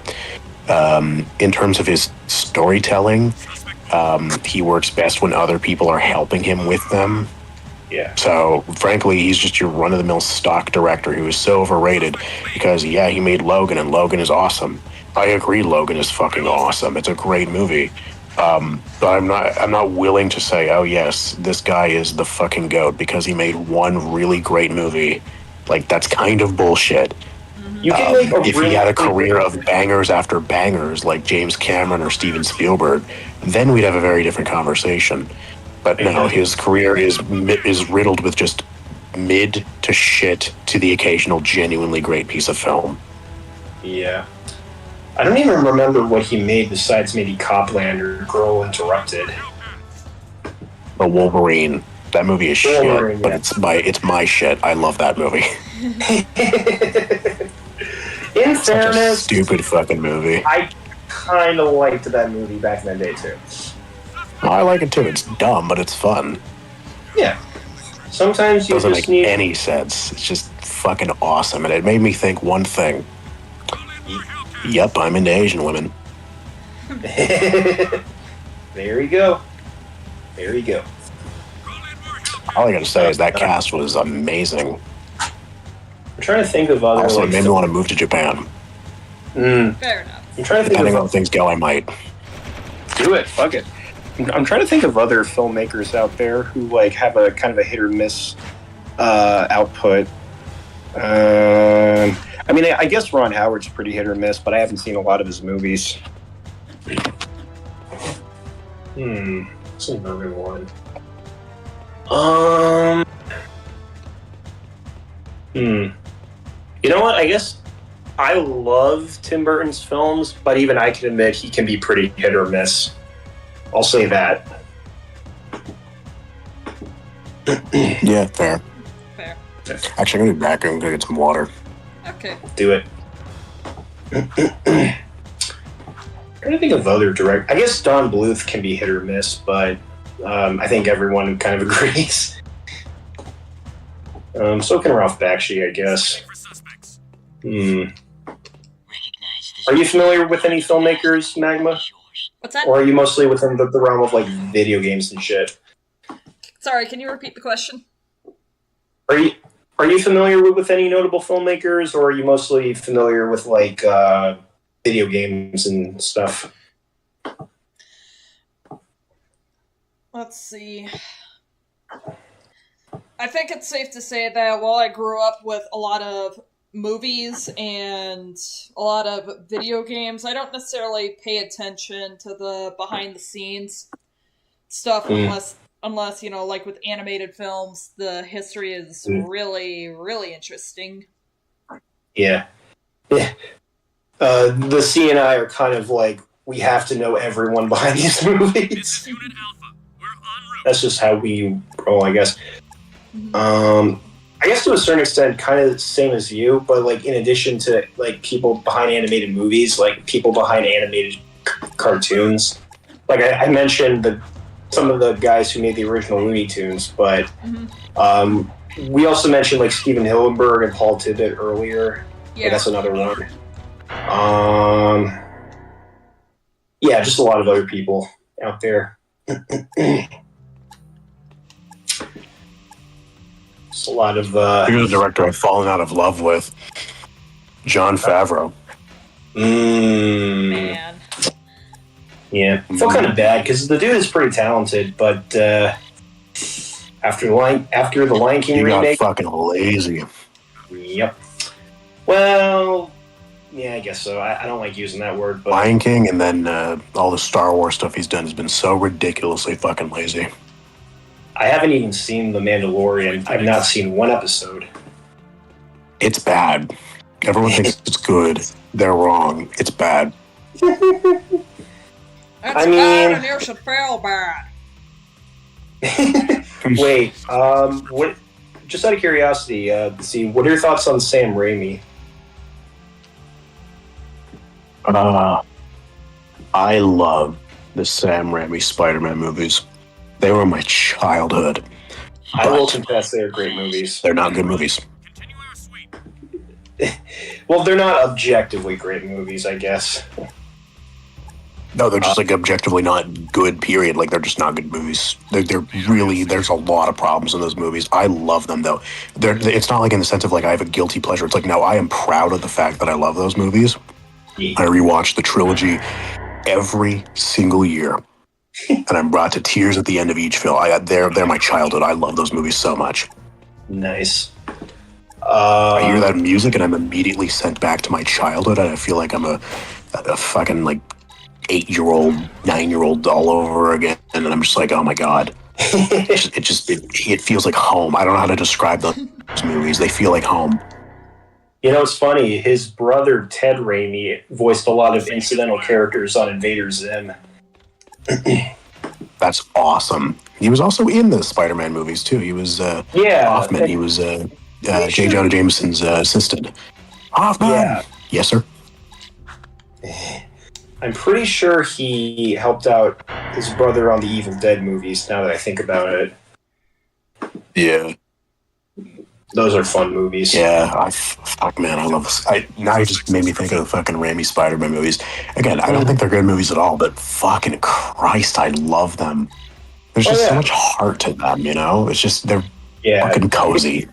You can see how much fun the people behind them had, even in spite of, like, you know, eventual studio politics and all that.